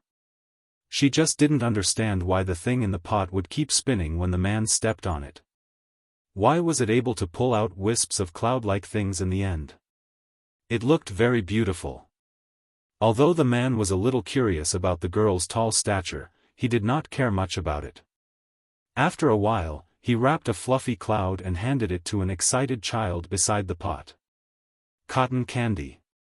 I used to buy it for you when you were little, Ning Kai said. Sang Sang still did not speak, but just looked at him quietly with a particularly focused expression. Not long after, the cotton candy in the pot was ready. The man inserted a wooden stick and handed it to her. She slightly frowned and hesitated. Ning Kai took out 2 copper coins and handed them to the man. He took the cotton candy and stuffed it into her hand. The man took the copper coins and found that they were tang coins. He was a little surprised, but also very happy. After all, in the Great River Kingdom, tang coins were more useful than the official currency. Walking out of the market, Sang Sang held the cotton candy but did not eat it. She explained to Ning Kai, I have seen cotton candy before, but I forgot how it was made. Ning Kai thought that she was Haotian. How could she forget something that she had experienced? Sang Sang said again, I know how it works. Why did you buy it? Ning Kai said, of course I bought it to eat. Sang Sang glanced at the cotton candy in her hand and said, I did forget how it tastes. The picture of a fair, fat, and tall girl holding a white and fat cotton candy in her hand was a little funny and also a little cute, especially when she lowered her head to take a bite and a few strands of sugar were stuck on the corner of her lips. Ning Kai looked at her and said with a smile, if you still can't remember, we can eat it a few more times. The smile on his face was very strange. It was a little like an elder looking at a child with love and pity, but also a little like a proud person who had succeeded. In short, it was very annoying in Sang Sang's eyes. Sang Sang frowned slightly and divine light overflowed. The sugar on the corner of her lips was instantly purified. She looked at the cotton candy in her hand and hesitated for a while before handing it to the big black horse. The big black horse was a little surprised and then quickly became excited. To be able to eat Haotian's food, or more precisely, to be able to eat Haotian's leftover food, as long as one was not an idiot like Ning Kai who did not know how lucky he was, it would be the greatest honor. It stretched out its tongue and rolled the cotton candy into its mouth. It smacked its mouth and the cotton candy went into its stomach. It found that it did not taste anything and could not help but feel a little unsatisfied. Seeing that Sang Sang did not finish the cotton candy, Ning Kai could not help but feel a little disappointed. Looking at the big black horse's unsatisfied look, Ning Kai became even angrier and scolded, "How many lives have you not eaten? Why are you so greedy? Have I ever deprived you of food? Did I buy this cotton candy for you? How dare you open your mouth?" The big black horse thought to himself, "She gave it to me. As long as she likes it, it is none of your business." He turned his head and was about to ask for credit from Sang Sang, but unexpectedly found that Sang Sang's face was also a little ugly. He thought painfully, "Since you like it, why did you give it to me? Can you two not let me get involved in the fight between you two?" There were children playing outside the market. Two of them held cotton candy in their hands and carefully licked it from time to time. They seemed to cherish it very much and would probably have leftovers by the time they went home. Sang Sang looked at the cotton candy in the children's hands and felt a little sad. Ning Kai sneered and said, "Keep pretending. Don't regret it." Sang Sang clasped her hands behind her back and walked out of the town, as if she did not hear what he said. Although it was deep winter, the great river kingdom in the south was still warm. The sun in the sky was dazzling and fell on people's bodies, making them feel a little hot. After walking to the mountain in the south of the town, Ning Kai was still talking about the cotton candy. Sang Sang suddenly stopped and broke a branch from a tree beside the mountain road. Ning Kai did not know what she was going to do and was a little curious. Sang Sang raised the branch and stretched it to the sky. The sky was clear and cloudless. The distant sea of storm in the kingdom of Song was suddenly covered with dark clouds. One of them landed with the wind and floated thousands of miles to a small mountain in the great river kingdom in the south. The cloud landed on the branch in her hand. The sun was blocked by the cloud and the mountain road suddenly became quiet. Sang Sang looked calm and continued to walk south with one hand behind her back and the other holding the branch. The cloud on the branch was bigger than the mountain. What a big cotton candy! Looking at this extremely shocking scene, Ning Kai was completely speechless. He never thought that she would pick a cloud from the sky to pretend to be a cotton candy just because she was angry. She was indeed Haotian. Haotian, who had human emotions, was really unpredictable. Thinking that she was his woman and looking at the cloud on the branch, he felt very proud and self-abased. When he walked into the capital of the Great River Kingdom, all his emotions turned into anger. Because the Great River Kingdom was holding a happy event. I really wanted to write about the scene of walking under the river in more detail, or more seriously, but I was in a rush, and if I wrote too much, it would seem like I was trying to fill in the blanks. I saved a picture just to write about that scene, to climb up those steps and see those scenes. This is something I really wanted to do but never had the chance to do it in detail. I'll try to do it properly in the future. Bean's ascension to evil is really well written. I really like this chapter. I like cotton candy the most. If it were turned into a picture, it would definitely be very cool. I'll write 2 more chapters tomorrow. To be continued. If you like this work, please come to Chidian.com to vote for me. Your support is my greatest motivation.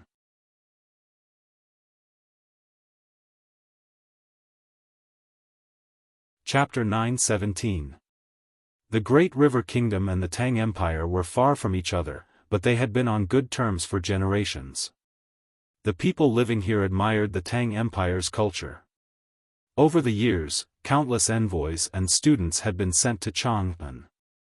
Chang'an could be seen in the government system, architecture, culture, and even the details of life. Jingdu was the capital of the Great River Kingdom. There were snow-capped mountains outside the city, and most of the houses in the city had black eaves. Countless flowers and trees were planted in the corners of the gardens, and the imperial city could be seen in the shadows. The people who lived here were also extremely beautiful. Their brows were calm and gentle, and their gazes were focused and determined. They wore light-colored long dresses, and gorgeous cloth belts were tied around their waists. Many of them had long black sheathed wooden swords at their waists. Walking into Jingdu, Ning Ke looked at the strange yet familiar scenery and people and naturally felt close to them. When he found that there was a branch of Chenjinji Cosmetics store next to Chongwen Gate, he was even happier. "Do you want to have a look?" He turned to Sang Sang and asked. Sang Sang looked at the sign of Chenjinji Cosmetics store and said, "I'm so fair now. Do I still need makeup?" Ning Ke said, "It doesn't matter. Besides, you can buy some makeup."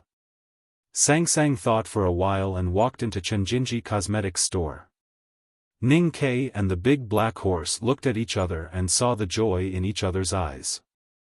The branch of Chenjinji Cosmetics store in Jingdu was the largest one in Chang'an.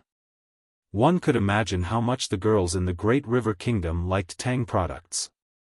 Usually, Chenjinji Cosmetics store would be very busy, and the cosmetics boxes on the shelves would be dazzling.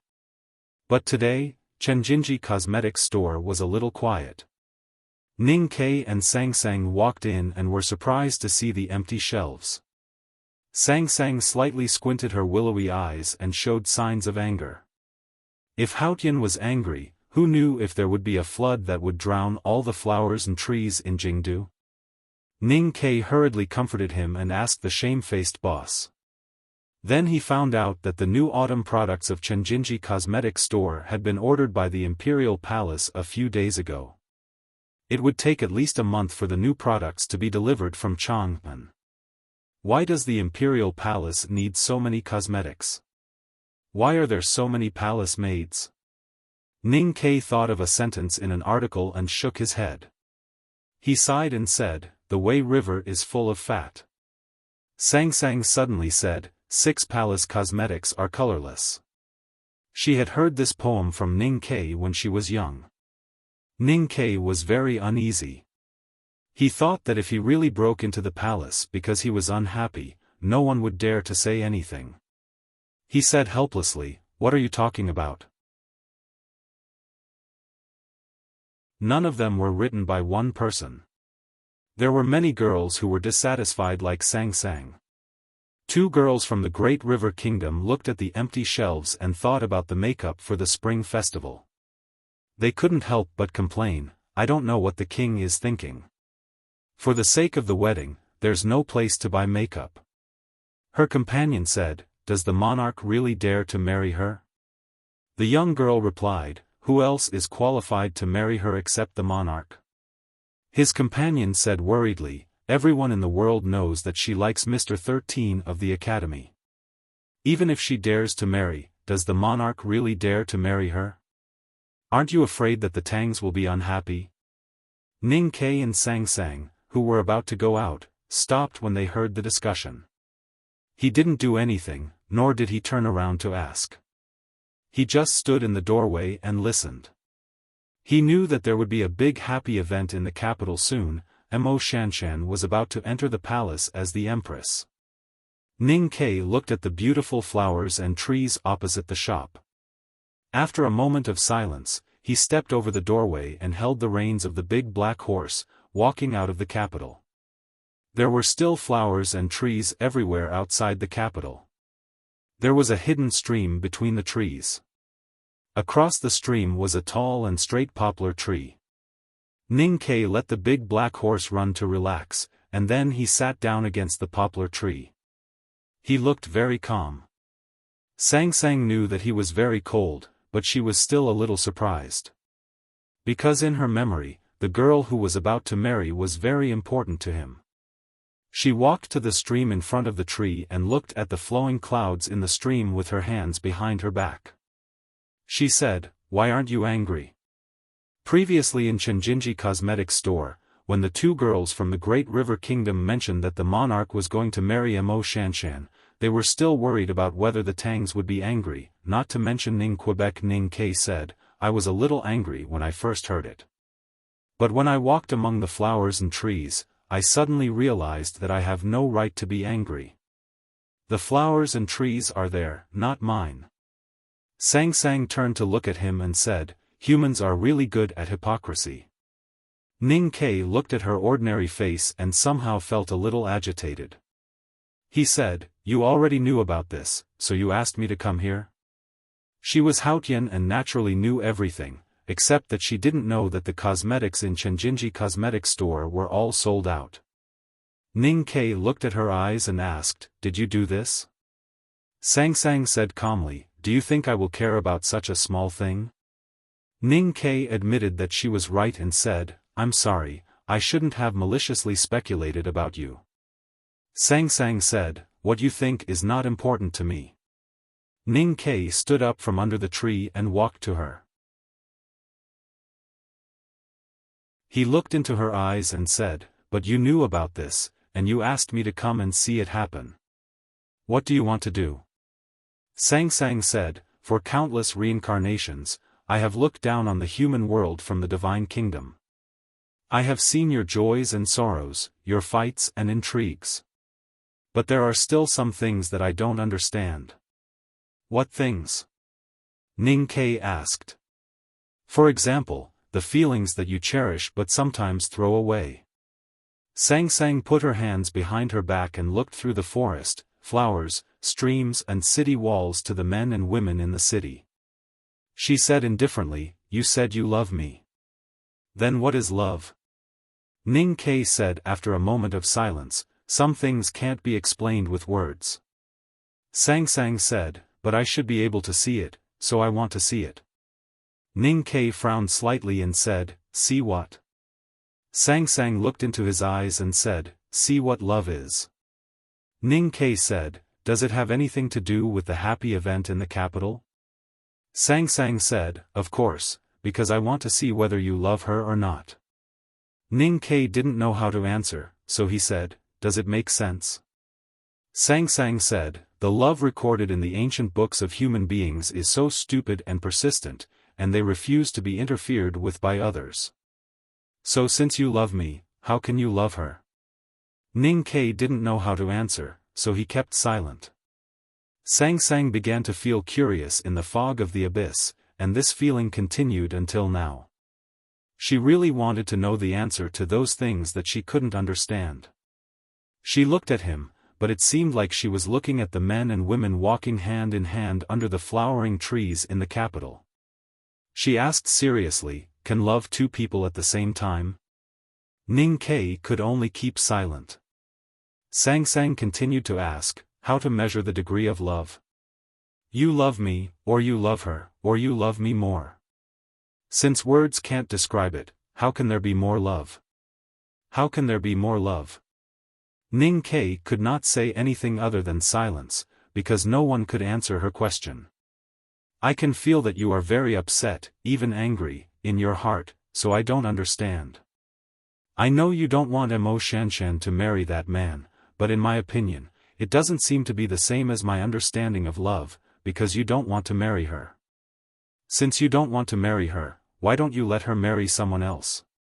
Why would her marrying someone else make you so disappointed and make you want to destroy it?" Sang Sang was puzzled and said, "In my understanding, this is the possessiveness of a male to a female.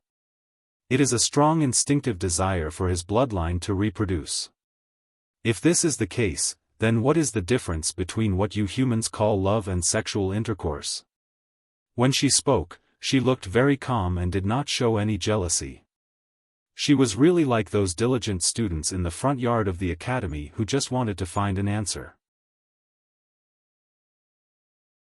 Ning Ke was a little disturbed by her calmness and asked helplessly, "What do you want to say?"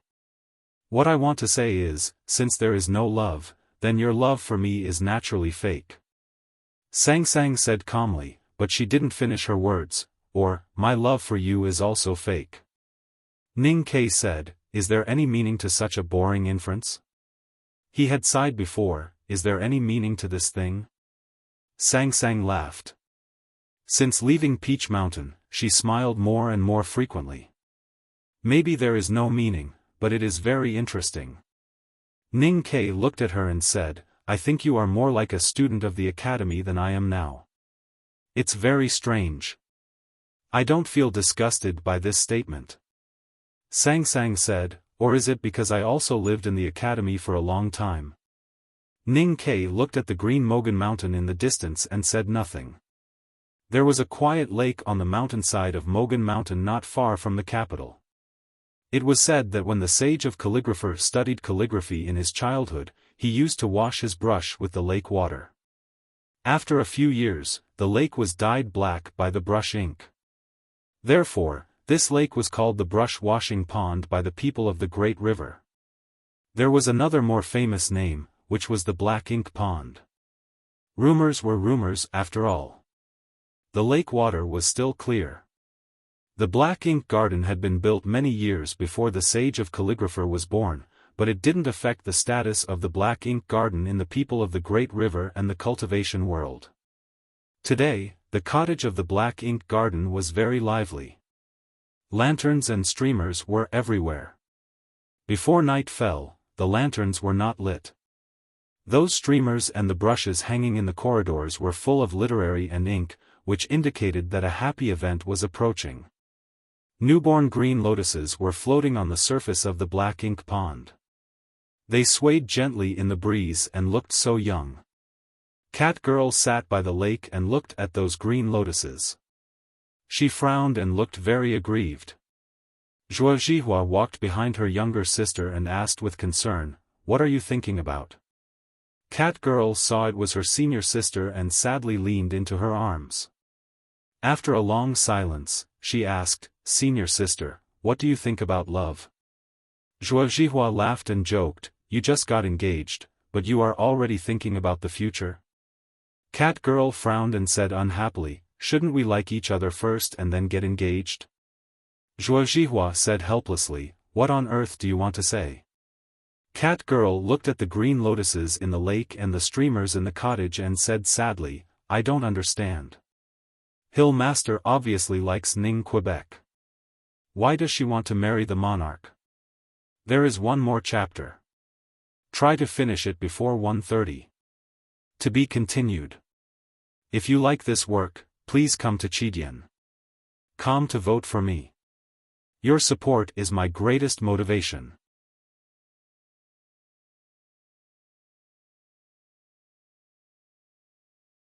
Chapter 9:18. Zhuozhihua had been married a few years ago, but she still cultivated on Mogan Mountain. Her husband's family had no objection. Now that the monarch was going to marry the hill master, she was naturally the busiest one. She occasionally came to the lakeside to relax. Seeing Cat Girl's sad look, she cared about her and did not expect to hear such a sentence. The past between Mo Shanshan and Ning Ke had long been known to the world, and it was once a story that the cultivation world expected to see. In people's eyes, Mr. 13 of the Academy and the calligraphy addict were undoubtedly a match made in heaven. Who could have thought that this love would end in vain? Thinking of this, Zhuozhihua inevitably felt a little depressed. She forced a smile and said, "What's wrong with marrying the monarch? In the future, the hill master will be the empress. She doesn't need to live in the palace and will spend most of her time on the mountain every year. You can often see her. Don't be sad." Cat Girl looked at her and said, "Senior sister, you know that's not why I'm sad. I just feel sad. The hill master obviously likes Ning Quebec. Why doesn't he like her?" Zhuozhihua sighed and shook her head. She did not know how to explain these complicated things to her. In the hut on the cliff side of the Ink Lake, Mo Shanshan sat by the window and calmly wrote regular script. She was still wearing that white dress, and her waterfall-like black hair was combed into a simple and refreshing bun. Her skin was naturally fair without any makeup, and her thin red lips were as beautiful as ever, but no matter how one looked at her, she did not look like a bride who was about to get married. With a soft squeak, the wooden door was pushed open, and a man in a black gown walked in slowly. The man had silver hair. Because of his age, the wrinkles at the corners of his eyes were deep, but his eyes were still bright. He was tall and straight as if he was still very young. He was the legendary master of calligrapher, Mr. Wang. To be called a sage in the world, he must be extremely extraordinary, such as the Sage of Sword, Liu Bai. The Master of Calligrapher was the most famous calligrapher in the world, and also the most famous divine talisman master. To the Great River Kingdom, he was the most powerful protector, as Liu Bai was to the South Jin Kingdom. His status was extremely respected, and even the monarch had to bow to him as a disciple. Hearing the voice, Mo Shanshan stood up from the table and saluted her teacher calmly. Then, she sat back down and dipped her brush into the ink stone. She continued to focus on practicing her wrist with the help of the sunlight outside the window. The master of calligraphy walked behind her and looked at the elegant and magnificent handwriting on the paper. He found that she could really keep calm. He couldn't help but frown and worry a little. "Don't you understand? You are my favorite student and a divine talisman master that no one dares to belittle. After my death, you will be the guardian of the Great River Kingdom. I will not deprive you of your happiness, and the monarch is not qualified to have your happiness. But you need to marry someone, and the monarch is the best choice." The Sage of Calligraphy looked at her and said solemnly. Mo Shanshan's right hand, which was holding the brush, paused for a moment and said, "I understand." After saying this, she continued to write. Her expression was tranquil, and her strokes were natural. However, the calmer she appeared, the more worried the master of calligraphy was. His expression became more and more serious, and his voice became more and more severe. "I have to remind you again. If you don't want Jingdu to be swallowed by the flood and don't want to see countless people of the Great River Kingdom die miserably, then you must die or get married quickly." The master of calligraphy looked at her beautiful side face and felt a little pain in his old heart. He forced himself to suppress the pity and reluctance and said sternly, "People can't fight with heaven. There is news from the West Hill that Ning Ke has entered the Divine Hall of Light and hasn't come out. No one knows what is happening in the Divine Hall. But even if Haotian will eventually kill Ning Ke, she will not like to see you still alone. And her anger will be unbearable to the whole world." After saying this, the master of calligraphy turned around and was ready to leave. Mo Shanshan suddenly put the brush beside the ink stone, stood up and looked at his back. She said calmly, "Teacher, I know you like me. You have liked me since I was very young." The master of calligraphy's body trembled slightly, and then his straight back seemed a little hunched. "It's a pity that I grew up too fast. You didn't expect that I would become a divine talisman master at such a young age. Yes, as you said, no one can deprive me of my happiness anymore. But I'm going to be married by you after all. In addition to pity and reluctance, you must be a little happy, right?" Mo Shanshan looked very calm. "Of course, I admit that what you said is right. No one knows what Haotian will think. The Great River Kingdom can't take this risk. I will marry you as you wish." "Nonsense!" the master of calligraphy shouted harshly. He flicked his sleeves and went out of the hut. He didn't know whether it was because Mo Shanshan had exposed his dark thoughts that he had hidden for many years and he didn't know how to face her. He went down Mogan Mountain and went directly to Jingdu. He came to the palace and met the king of the Great River Kingdom to arrange the marriage. The half-open door of the hut was gently blown by the wind from the black ink lake. It was closed and opened from time to time. Mo Shanshan looked at it and kept silent for a long time. Then she sat back at the table. She continued to write quietly, but her lips were slightly raised, revealing a trace of a happy smile. After so many years of silence, she finally could say what she wanted to say. She felt very happy. A moment later, Zhuojihua and Cat Girl came into the hut. Cat Girl sat beside Mo Shanshan, holding her sleeves and looked at her pitifully. She said, "Hill Master, what should we do?" Mo Shanshan suddenly remembered that many years ago in the wilderness, when she asked Ning Ke what to do, Ning Ke's answer. She didn't quite understand the joke, but she still laughed very happily at that time. What to do? Cold? Catgirl asked, just like this? Mo Shanshan smiled and said, of course not. Catgirl was a little happy and a little sad. She said, Mr. 13 is a heartless guy. Hill Master, if you don't marry the monarch, who else can you marry? The more beautiful a woman was, the more difficult it was to marry. The more capable a woman was, the more difficult it was to marry. It was not only the problem of matching families, but also the problem of qualification. Mo Shanshan was famous for her beauty. When she was a young girl, she was a master of talisman Taoism. Now she was a rare young divine talisman master in history. If she wanted to marry, she naturally didn't have too many good choices. Why do I have to marry? Mo Shanshan touched Catgirl's head dotingly and said, it's a joke to force a divine talisman master to marry. So if you don't want to marry, remember to cultivate hard. Catgirl thought it made sense. If the man she was engaged to was not good, she definitely wouldn't marry him. It was said that there were many generals in his family. She really should hurry to improve her state. Zhuo Zhihua looked at Mo Shanshan without saying anything. Her eyebrows were full of worry. Mo Shanshan knew what she was worried about. She said calmly, people admire and fear Haotian, and I am no exception. But I have already fought with her, so what's the point of being afraid of her? If Haotian gets angry because of me, it's not my responsibility, but her sin. The winter maple of Luomeng Mountain in the capital city of the Great River was a very famous scenery in the whole world. If it weren't for the imminent wedding of the monarch and the strict security of the imperial city, there would be a lot of tourists here. The imperial road in front of the imperial city was covered with a thin layer of red leaves.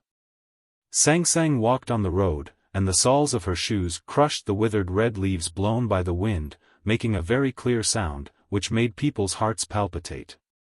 She had changed a lot since she left the West Hill Divine Palace. For example, under Ning Kei's strong request, she put on shoes and did not put her hands behind her back at this time. Sang Sang was holding a bowl of fish balls with soup in her left hand and a bamboo stick in her right hand. She was eating without stopping.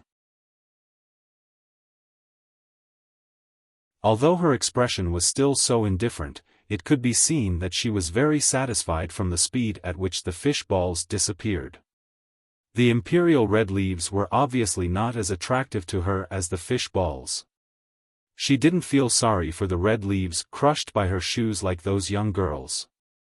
When she walked to the main gate of the imperial city, she just finished the fish balls in the bowl and handed it behind her. Ning Kei led the big black horse behind her and hurriedly took the bowl from her. His actions were very familiar. He had long been used to his identity as a manservant along the way. What are you going to choose? Sang Sang's lips were slightly red because of the hot fish balls, which looked a little cute. Should he choose to destroy the marriage between the monarch of the Great River Kingdom and Mo Shanshan to prove that he loved her, and then prove that there was no true love, and finally prove that he didn't love Sang Sang? Or should he choose to do nothing and watch Shanshan marry that monarch to prove that he didn't love her, and then prove that love existed? Should he and Sang Sang stay together like this? Why do I have to make such a difficult choice? Ning Kei said, you know that the academy pursues freedom. Not choosing is also a kind of freedom. As I said outside the city, human beings are indeed very hypocritical. Sang Sang looked at him and said, you should be very clear why she wants to marry. Ning Kei was indeed very clear why Shanshan suddenly wanted to marry the monarch. It was because of the story between him and her, and because the woman beside him was Haotian. Sang Sang said, should I bear the responsibility of forcing her to marry? Ning Kei shook his head and said, I won't make such an idiotic judgment. Sang Sang said, then who should bear the responsibility? Ning Kei pointed at his nose and said, me, but I don't know what to do. Sang Sang said, let me give you an idea.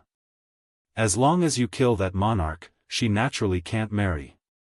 Ning Ke looked at the gate of the imperial palace and said after a moment of silence, "It does sound like a good idea." Sang Sang asked, "Then why are you still hesitating?" Ning Ke looked at her and said, "I am worried that you will leave me after I go in."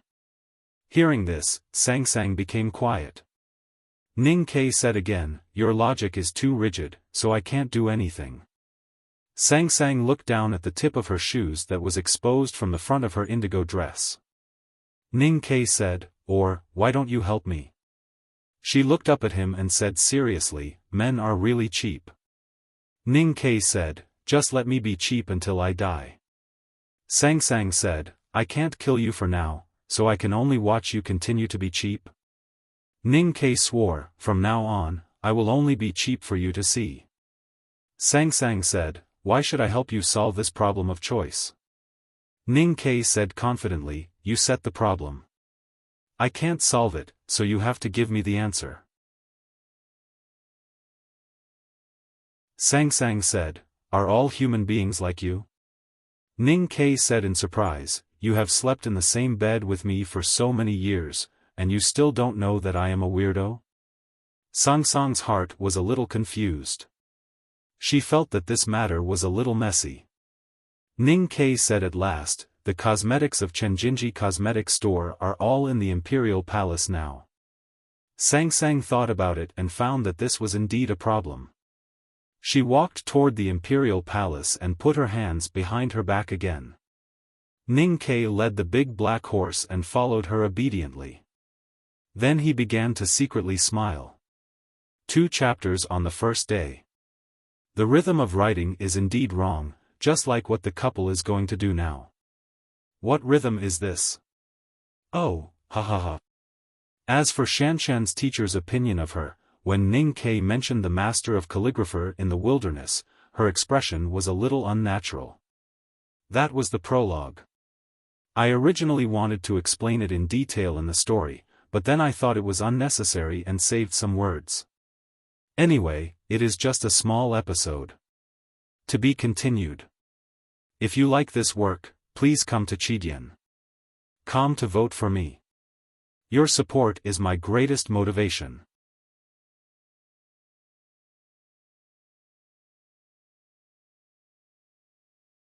Chapter 919. Ning Ke always felt that there was something wrong with letting his woman ruin another woman's marriage, and that woman liked him, but he was not going to oppose it. Sang Sang walked to the front of the palace and looked around casually with her hands behind her back, like an ordinary tourist.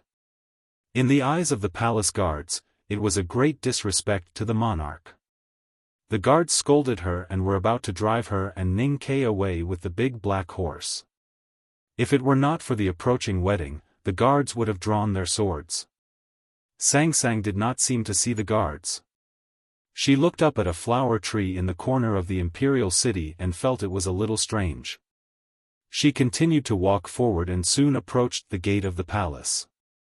She walked slowly into the palace in front of the palace guards. If she was not an idiot, then she must be a real powerhouse who had evil intentions towards the palace. The situation in the field suddenly became tense. Accompanied by the sound of friction, the guards all drew their swords from their sheaths. The elegant swords, which had the distinct characteristics of the great river, reflected the clear light from the winter sky, and looked very much like snow trees. At the same time, the crossbowmen on top of the imperial city also aimed downwards. Ning Ke was not worried about Sang Sang's safety. He was just a little worried that too many ordinary people would die in front of her. The Great River and the Tang Empire had been good friends for generations.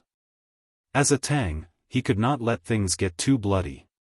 He walked forward with the big black horse and told a guard that the academy had come to visit.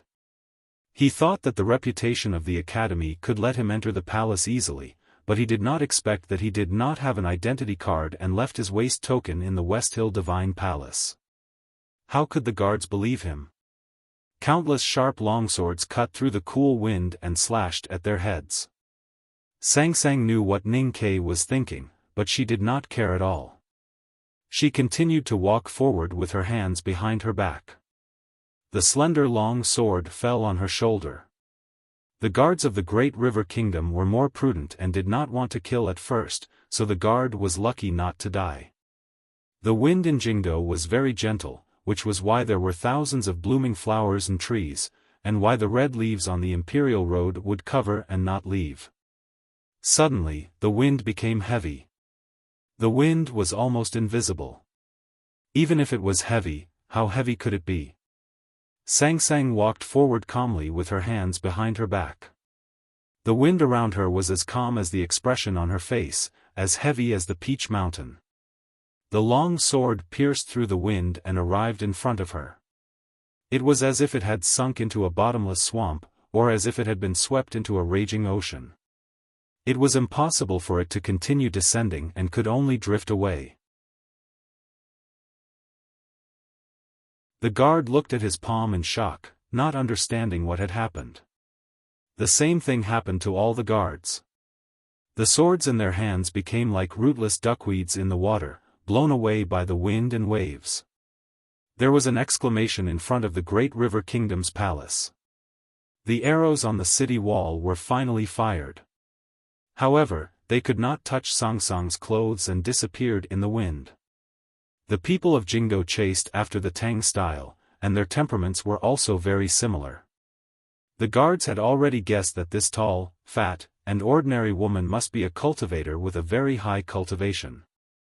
Even though they had no weapons in their hands, they still bravely leapt toward her, wanting to use their own bodies to block her outside the palace. However, she was Haotian. Even Liu Bai's sword could not enter her world. How could these ordinary people, who were like ants, do it? Shadows flew and fell like rain. Muffled groans were heard. Sang looked calm and continued to walk forward with her hands behind her back. When she arrived at the imperial palace, the palace gate opened naturally. Ning Ke led the big black horse and followed behind her, quietly watching the scene. Although the difference in strength between the two sides was too great, and it could not even be called a battle, and Sang did not really fight, he still wanted to find what he was looking for from these scenes. Sang was the rule. She could not change the rule, but her use of the rule was in a state that no human could reach. The magic of using the rule depended on one's mind. The wind in Jingdo, the flowering trees in the corner of the imperial palace, the fish ball soup in her hands, the streams and rivers she passed, everything in nature would become her weapon if she wanted to. The imperial palace opened, and Sang walked in calmly. The guards and royal guards of the great river kingdom were shocked speechless, but they could not stop her. Their eyes were filled with despair and confusion. The most powerful force in the secular world was meaningless in front of her. In her eyes, there was no difference between the imperial palace and the brothel. When she wanted to walk around, she could naturally enter. Ning Ke led the big black horse and followed behind her. It was a very wonderful feeling. He had felt this feeling when he was near the snow cliff in the wilderness. It was the loneliness of the youngest uncle, who was invincible. He had also felt it from his master. It was the confidence of the world's teacher. Back at the right to light in the Peach Mountain, he also had this feeling. That was because her power was in his body. Now, it was because he was walking behind her. This feeling was called invincibility. His invincibility came from her, but he did not feel ashamed because they were husband and wife. What was hers was his, and her invincibility was his. Who dared to say otherwise? The imperial palace of the great river kingdom was very beautiful. Between the black eaves and the wooden halls, there were countless flowering trees, just like the streets of Jingdo. The blue stone slabs in front of the hall were full of traces of wind and rain. There was a fresh beauty in the vicissitudes of life. Ning Ke led the big black horse to the front of the main hall. He looked at the palaces and sighed silently. Suddenly, he found that Sang had disappeared. No matter how he looked, he could not find her. Controlling the direction of the wind to form countless tiny mirrors could change the trajectory of countless rays of light. Naturally, the figure in the wind could not be seen by anyone. It sounded simple, but in fact, no one could do it except Sang Sang. Just the calculation alone could make fourth brother's hair turn white overnight. Ning Ke knew that Sang Sang did not leave. He thought that she was walking casually in a side palace. He did not know what she was looking at, but he was a little flustered because he could not see her. Countless guards and soldiers were rushing toward him from every corner of the imperial palace. The dark mass was extremely terrifying. He stood in front of the hall alone and had to face it alone. Ning Ke was silent and understood what Sang Sang meant. He did not want to see Shanshan get married, but he was more afraid that Sang Sang would be disappointed. So he was shamelessly silent like many men in the world. He refused to answer Sang Sang's question and put the blame on her. She took him into the great river palace and then disappeared without a trace. Now it was him standing in front of the hall and walking into the palace. It was his own choice. He looked up at the quiet and solemn palace in front of him. He pulled out the heavy iron cutlass from the sheath, held the reins, and walked slowly and firmly toward that place. The master of calligraphy's hair was very white and meticulously combed. It looked like the famous silver thread weaver of the Yueluan kingdom, which was very consistent with his image in the hearts of the great river kingdom's people. There was also a middle-aged man in the hall. He was dressed in a royal robe and his face was unhealthily pale. His eyes were calm, but the joy and uneasiness in the deepest part of his eyes seemed to be a little entangled. He was the king of the great river kingdom. He looked at the master of calligraphy and said, "Why don't we consider this matter at length?" The master of calligraphy said, "Your Majesty, rest assured. As long as she doesn't object, no one will." The king of the great river kingdom frowned slightly and thought that the news from the black ink garden was not so. Although the hill master didn't object, it seemed that she didn't want to marry him. The master of calligraphy looked at his expression and knew what he was thinking. He said indifferently, "Even if she objects, it doesn't matter. She is a teacher and a father. I can make the decision for her." The king of the great river kingdom said, "I have admired the hill master for many years, but the Tang Empire." The master of calligraphy was a little unhappy and said, "Why should the academy care? Did Ning Ke send the marriage certificate? The Tang Empire and the Great River Kingdom have been friends for many years. No matter how unreasonable they can't be unreasonable to us." The king of the Great River Kingdom was a little uneasy and said, "But Mr. First of the Academy, the bigwigs in the cultivation world and the secular world had long known that the calligraphy addict, Mo Shanshan, and Mr. First of the Academy were sworn siblings. If not for this relationship, Mo Shanshan would have helped the Academy to fight against the Abbey Dean in Chang'an. The Great River Kingdom would have been wiped out by the West Hill Divine Palace." The master of calligraphy said in a low voice, "Now the Academy can't protect itself. How can it be qualified to care about the affairs of the world?" As they were talking, there was a sudden noise outside the hall, followed by the sound of fighting. A pale eunuch entered the hall and shouted, "Your Majesty, an assassin broke into the palace." The Great River Kingdom had always been peaceful, and there had been no war or disaster in the capital city for many years. Now that the wedding day was approaching, an assassin suddenly broke into the palace. There must be a connection between the two. Thinking of this, the master of calligraphy's expression became a little ugly. He released his psyche power to explore the outside of the hall. As a superb divine talisman master in the world, it could be imagined how powerful his psyche power was. However, what shocked him was that he didn't sense anything. Even if it was Liu Bai who broke into the palace, it was impossible to hide his aura so perfectly, and it was impossible to avoid the perception of his psyche power. So who was the intruder today? He reached out to push the door of the hall and walked out of the threshold. Looking at the young man holding the big black horse in front of the hall, his expression suddenly changed. Besides shock, there was more confusion on his face. "Ning Ke." Shouldn't you be in the divine hall of light? Ning Ke looked at the silver-haired old man and guessed his identity. He answered with a smile, I can't live in the West Hill all my life. I came out to travel and pass by the great river kingdom, so I came to pay my respects to the master of calligraphy. The master of calligraphy slightly raised his eyebrows and said with an extremely cold expression, I don't care how you escaped from the West Hill Divine Palace, but I don't think you broke into the palace today just to pay your respects.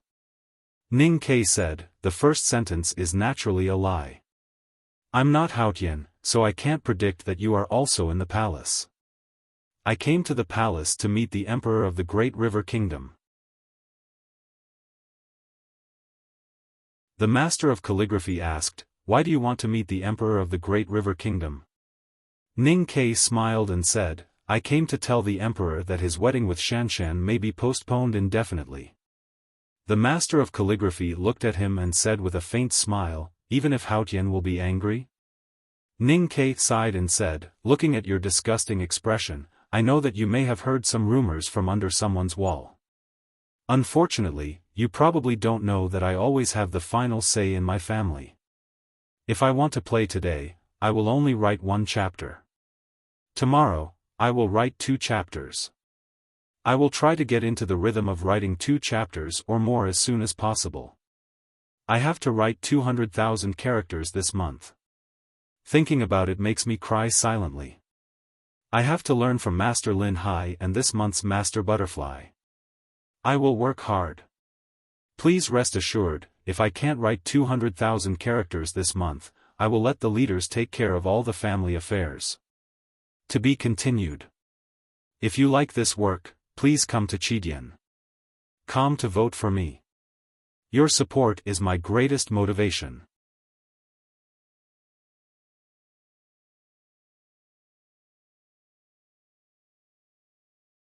Chapter 920.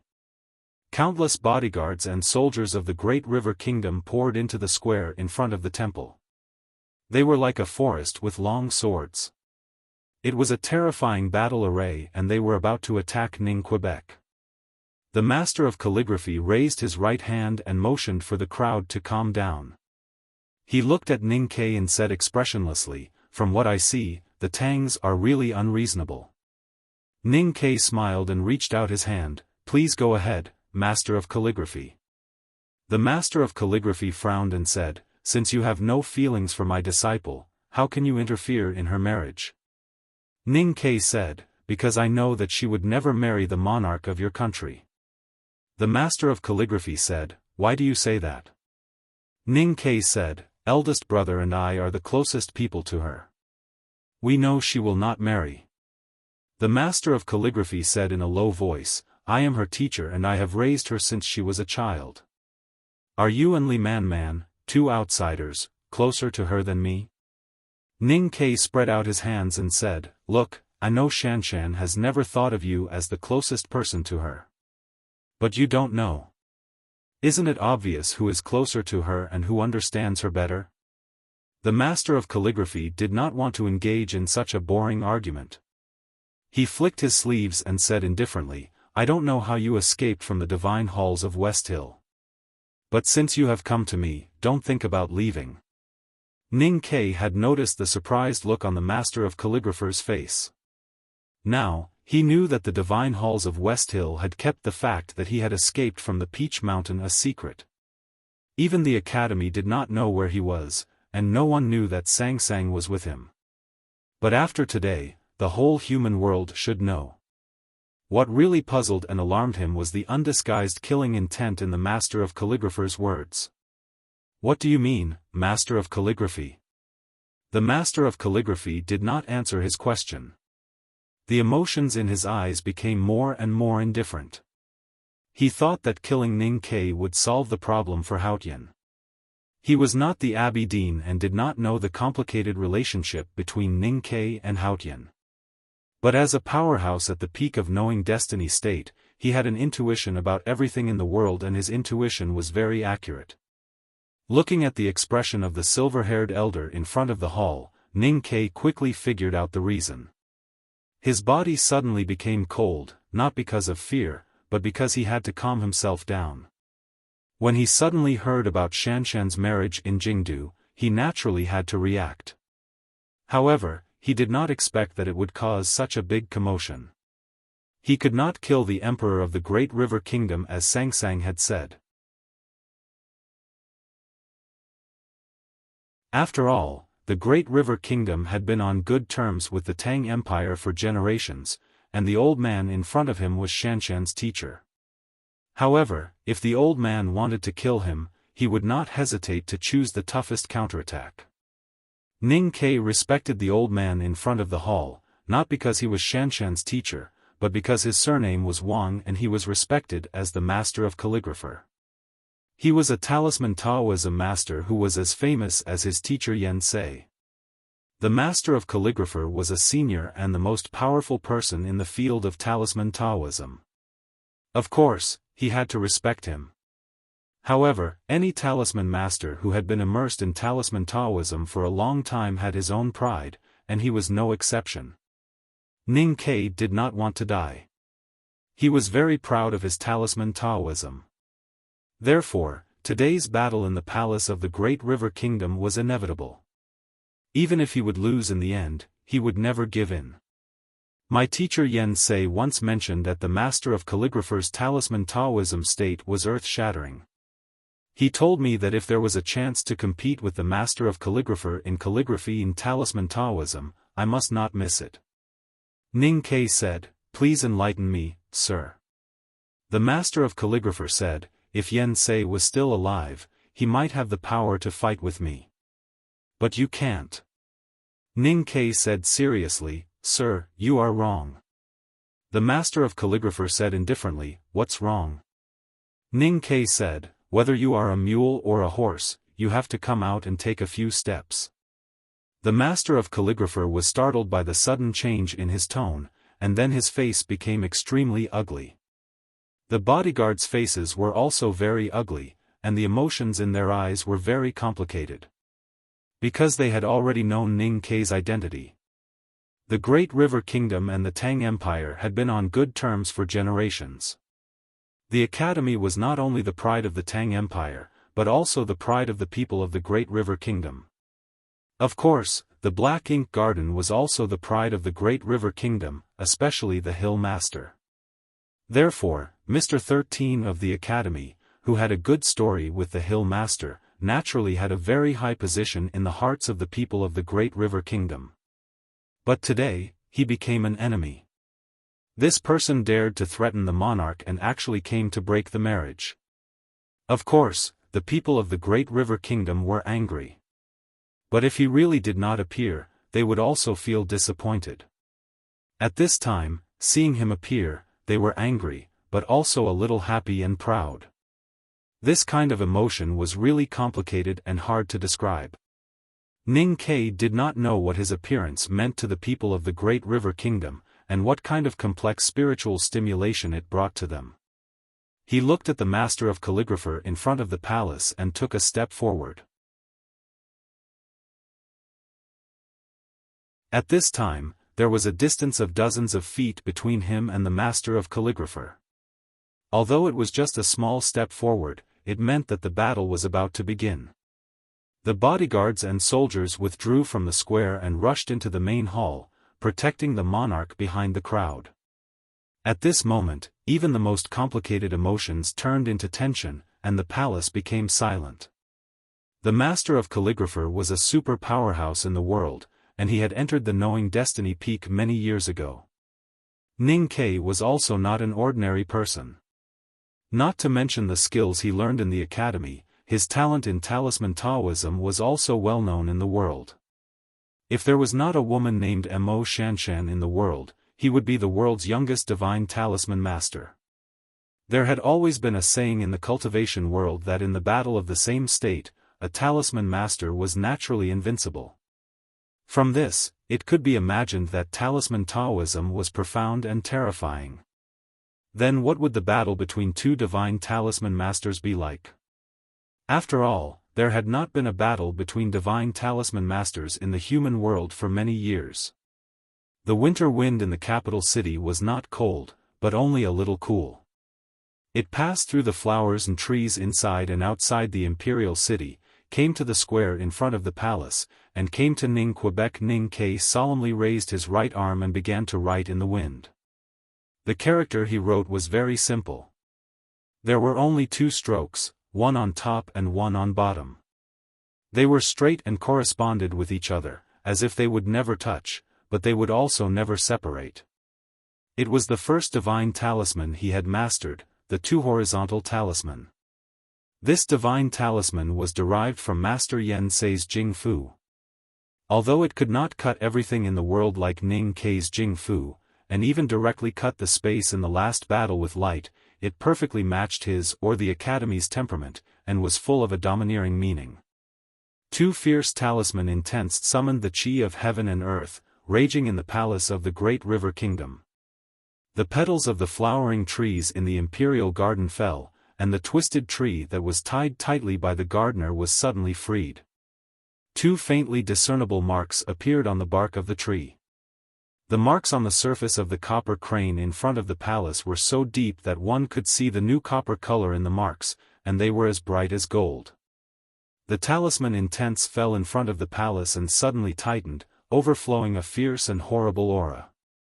Several white hairs fell in the wind, but the master of calligrapher still looked calm. He took out a pen from his sleeve and casually drew in the wind. The pen kept trembling in the wind, and the master of calligrapher's expression became extremely solemn. The sky over the capital city was originally clear, but suddenly a gust of wind roared and rolled countless dark clouds. The palace suddenly became extremely dark, and the clouds continued to roll restlessly, appearing extraordinarily violent. In the middle of the clouds, the word "suppress" faintly appeared. Being respected as the master of calligrapher, he was extraordinary. His cultivation of talisman Taoism was different from that of ordinary talisman masters. Besides feeling the shape of heaven and earth, he unimaginably had his own natal item. His natal item was the pen in his hand, which looked very ordinary, about the length of an ordinary person's forearm. It looked like a tool for writing big characters, but the characters he wrote in the wind were really big. Ordinary talisman masters used their psyche power as the pen and their feelings as the ink to write to nature. When nature understood them, the chi of heaven and earth would respond and turn into countless magical means. But the master of calligrapher used his natal item as the pen and the chi of heaven and earth as the ink to write wildly. He didn't need to let nature understand his meaning, because he was using his own meaning to command nature. A huge "suppress" word suddenly appeared in the clouds, and a wave of pressure pressed down on the imperial palace. The 2 sharp talisman intents released by Ning Ke suddenly became a little sluggish, and were no longer as powerful as before. Ning Ke looked at the old man writing in the wind in front of the palace and thought that the master of calligrapher was really amazing. After the master of calligrapher wrote the word "suppress," the pen was still moving. The winter wind around the palace passed the pen intent to the clouds in the sky. The dark clouds twisted restlessly again, and countless scribbled characters slowly appeared. This cloud was like a piece of paper, and the master of calligrapher was writing in the clouds. Countless extremely complex and unfathomable talisman intents fell from the clouds and attacked Ning Ke's body. Even if Liu Bai was resurrected, he would also feel a little tricky in the face of these talisman intents, because the handwriting was too sloppy and the talisman intents were constantly changing. How could he break it without knowing its meaning? Ning Ke was an exception, because he was also a calligrapher, and a world-famous calligrapher. He looked at the scribbled characters on the clouds and was very shocked, and endless admiration arose in his heart. What a great wild cursive script!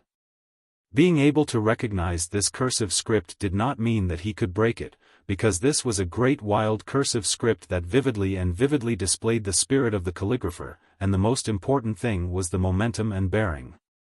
No matter how talented Ning Ke was in talisman Taoism, he just comprehended Tao for a few years, and became a divine talisman master only last year. In this respect, How could he be a match for the master of calligraphy who had been immersed in talisman Taoism for many years? If he couldn't break it with momentum and bearing, then how could he break it? What should he write? Feeling the wild grass talisman intense falling from the clouds, Ning Ke withdrew his fingers in the winter wind, held the hilt at his waist, pulled out the heavy iron cutlass, and chopped at the cloud full of characters. A knife to the left. A knife to the right. The talisman appeared again. If he only relied on the state of talisman intent, even the most powerful talisman of Ning Ke could not break the cursive script on the clouds. However, he did not use the talisman intent, but the original meaning of the talisman. Ning Ke's talisman was always so simple, and did not need to be written in cursive script at all. The talisman he wrote could not be written in cursive script, because the original meaning of the character was to cut grass. Many people thought that the character was used to describe killing people like cutting grass, but in fact, it was just an extension of the meaning of the character. At the beginning of the creation of characters, the character was a knife used to cut grass in the field. You wrote a great wild cursive script on the clouds. Then I have to cut you twice. There is one more chapter, before 12 o'clock. To be continued. If you like this work, you are welcome to vote for me and vote for me. Your support is my biggest motivation.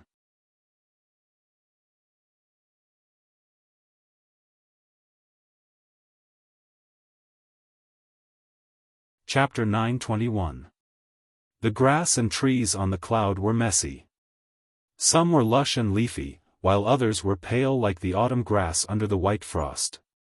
They were all scribbled words that were meant to kill. When the talisman that Ning Ke had cut with his blade floated up, countless thin marks appeared in the air. The cursive script on the clouds suddenly became messy. Ning Ke's method was really amazing. Even the master of calligraphy admired Master Yen Sei's vision when he saw this scene. Of course, he admired Yen Sei, not Ning Quebec. The master of calligraphy shouted in front of the hall. The cold winter wind suddenly became stronger, and more clouds were swept here by the wind. After the clouds covered the sun, the imperial palace became more quiet. Clouds were very strange things. When they were few, they were just white clouds floating in the clear blue sky. When they were many and overlapped with each other, the color would become darker and darker. The clouds above the imperial palace became thicker and thicker, turning into gloomy dark clouds. As the cloud floated, it looked like the ink in the inkstone was constantly stirred by an invisible pen. The previous white paper became the ink in the inkstone, and the fierce and messy cursive writing naturally disappeared.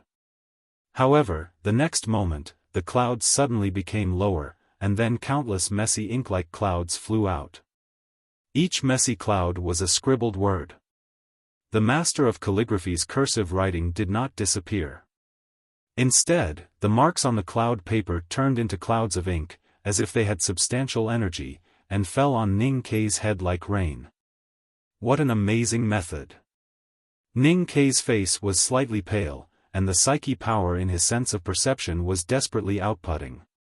He waved the iron cutlass in front of him and wrote talismans one after another, cutting the cursive writing formed by the ink clouds into dry branches. However, this dark cloud covered the entire imperial palace, and there were at least hundreds of cursive writing hidden in it. If they kept falling like this, how long could he cut them?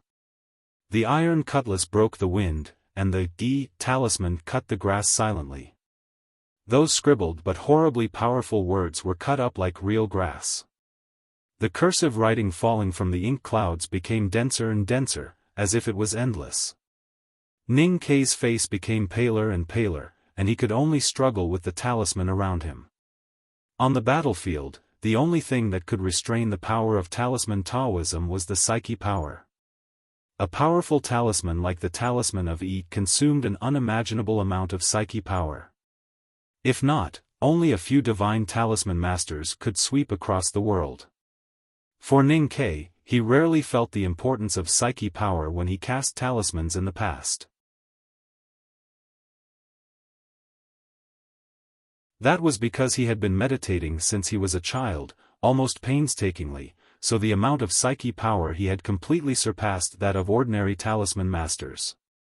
When he really needed to write countless divine talismans, such as when he fought against the heroes at the Right to Light or when he fought against the Abbey Dean in Chang'an, he had an endless source of psyche power, the God-stunning array and Sangsang's divine power. Today's situation was different.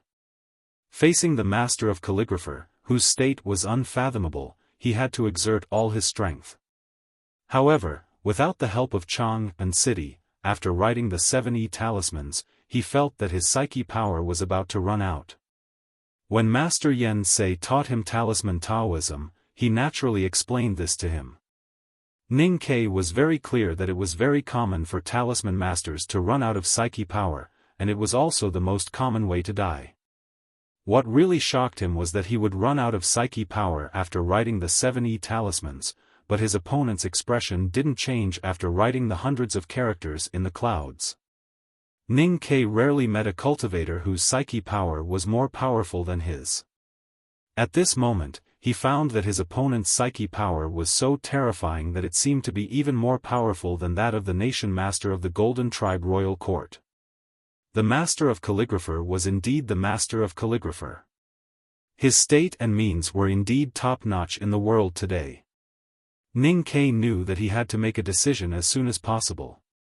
He stabbed the iron cutlass in his hand into the bluestone ground, and took out the bow and arrow from the back of the big black horse while the talisman around him was still resisting the ink cursive script falling from the clouds. He pulled the iron bow and put the iron arrow on it, pointing at the master of calligrapher who was above the stone steps in front of the hall.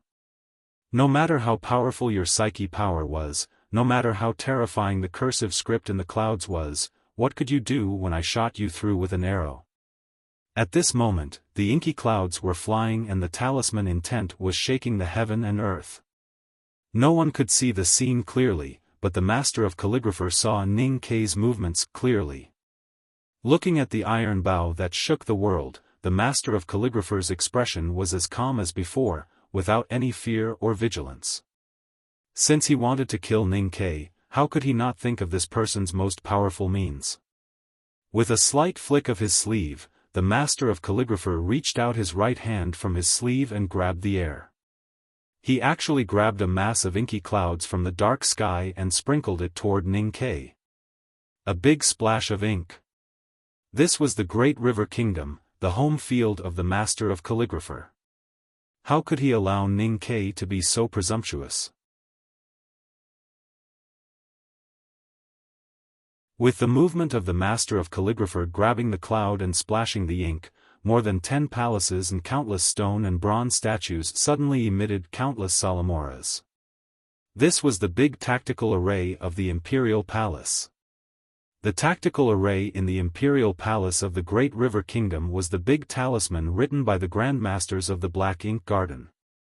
Today, the master of calligrapher grabbed the cloud as ink and moved the palace as talisman, intending to suppress Ning Ke on the spot. It was dark in front of the palace, and there was a faint shrill sound. All the sight was blocked by the inky clouds splashed by the master of calligrapher, and even the space was distorted by the chaotic talisman intent in the inky clouds. Ning Ke's iron arrow had left the bowstring, but no one knew where it went. This was the most effective way to deal with the primordial 13 arrows. If you couldn't aim, if the space you saw was fake or distorted, how could you shoot the target? Looking at the inky clouds in front of him and feeling the countless chaotic talisman intent hidden in it, Ning Ke's expression became a little complicated. He knew that he had lost, and he had nothing to say. The master of calligrapher was the sage of books. Master Yen Sei and Wei Guangming died together in the north of Chang'an City, so he was the only talisman Taoism master in the world. It would take time for Ning Ke to catch up with his state.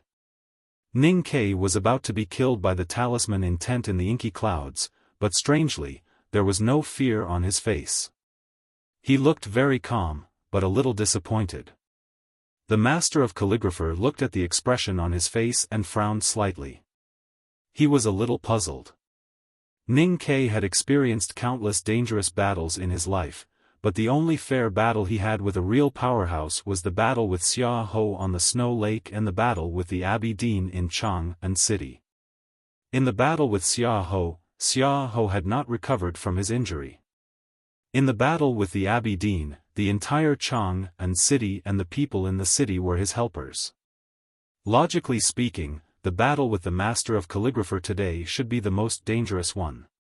His opponent was really powerful, so powerful that he could grab the inky clouds and use miraculous means.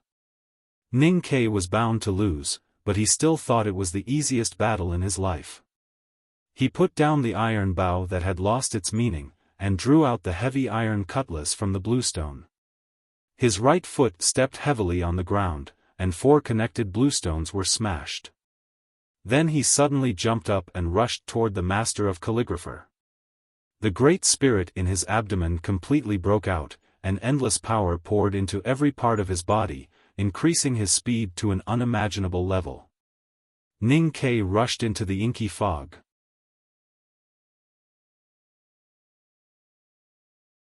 In the dark fog, there were countless scribbled words and the chaotic talisman intent in the ink. The air in the fog had been twisted.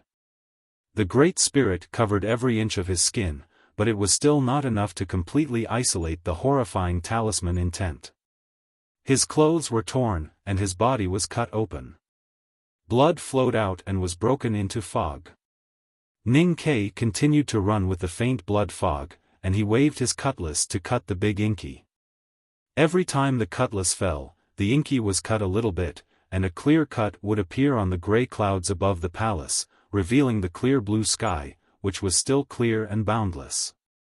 The master of calligrapher slowly raised his eyebrows, and his white hair, which had been messed up by Ning Ke's divine talisman, danced in the wind. He knew that Ning Ke had cultivated the Great Spirit and had joined the devil, but he still felt that Ning Ke was courting death. That was because the space in the big ink was already distorted. Not to mention Ning Ke, even if Kuharan came back to life, he would not be able to rush over with a sword, because space represented the power of rules. He felt that Ning Ke was courting death, so he decided to send Ning Ke on his way. A strong psyche power shrouded the whole palace, and the area of the inky spread further and further. The dark fog filled the square in front of the palace, and even the flower tree in the corner of the palace was gradually covered. Ning Ke rushed into the inky, and countless crisp sounds rang out. It was the sound of the winter wind being driven by his body, and then being cut off by the twisted space and the chaotic talisman intent in the inky. Even the wind could be cut off, not to mention the cutlass, let alone a human being. The flower tree in the corner of the palace wall had several superfluous branches falling, which did not seem to be able to withstand the talisman intent. Ning Ke continued to run, completely ignoring the horrifying inky fog. Then, he ran out of the fog and appeared in front of the master of calligraphy. The twisted space and the chaotic talisman intent in the fog did not kill him. Except for the clothes that were cut at the beginning and the small wound, there was not even a new wound on his body. The flower tree in the corner of the palace wall was safe and sound. The master of calligraphy looked at Ning Ke, who came in front of him, frowned slightly, and remained silent. He felt that this matter was very puzzling and unreasonable. Although the Tangs were indeed unreasonable, and the academy was even more famous for that. But this matter was really too unreasonable. Ning Ke was not going to reason anymore. In the previous conversation, the master of calligraphy had said that the Tangs were unreasonable, and he had already asked the master of calligraphy to explain it. So there was no need to repeat it at this time. He raised the heavy iron cutlass and chopped at the master of calligraphy.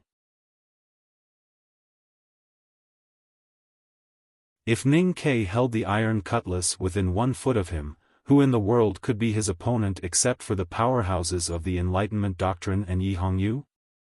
The master of calligraphy roared and raised the brush in front of him. The brush broke. The master of calligraphy was shaken and hit the pillar of the main hall, spitting out a lot of blood. He was the master of calligraphy, not the master of sword.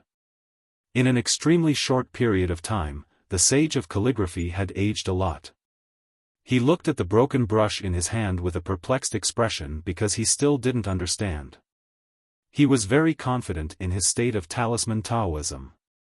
He believed that even in the battle before Yen Sei's death, his state was similar to his.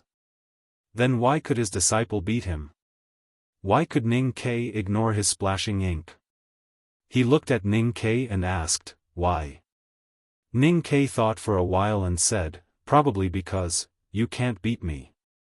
The master of calligraphy did not understand and continued to ask, why can't I beat you? At this time, a voice came from the side of the hall. This voice had no emotion, but everyone who heard it had to believe it. Because the speaker seemed to take it for granted, and her words were the law. Because I don't want you to beat him. Sang Sang walked to the front of the hall with her hands clasped behind her back. She did not even look at the master of calligraphy who was lying in a pool of blood. She looked up at the dark clouds in the sky and said, collecting clouds is good, but the clouds are a little dirty. Yesterday, Yun Kai helped me calculate the accounts. If I need 200,000 this month, I will have to write an average of 7,200 words a day from today onwards. He is deeply worried about this. I am not worried because I have decided to work hard together with the students who are taking part in the college entrance examination. We will definitely succeed. Here, I wish all the students participating in the college entrance examination all the best. Then, as I repeat every year in June, I sincerely hope that you can't see what I'm saying, because it means that you're not playing online. Lastly, my Sang Sang is so cute. I'll also write 2 chapters tomorrow. To be continued. If you like this work, please come to Chidian.com to vote for me. Your support is my greatest motivation.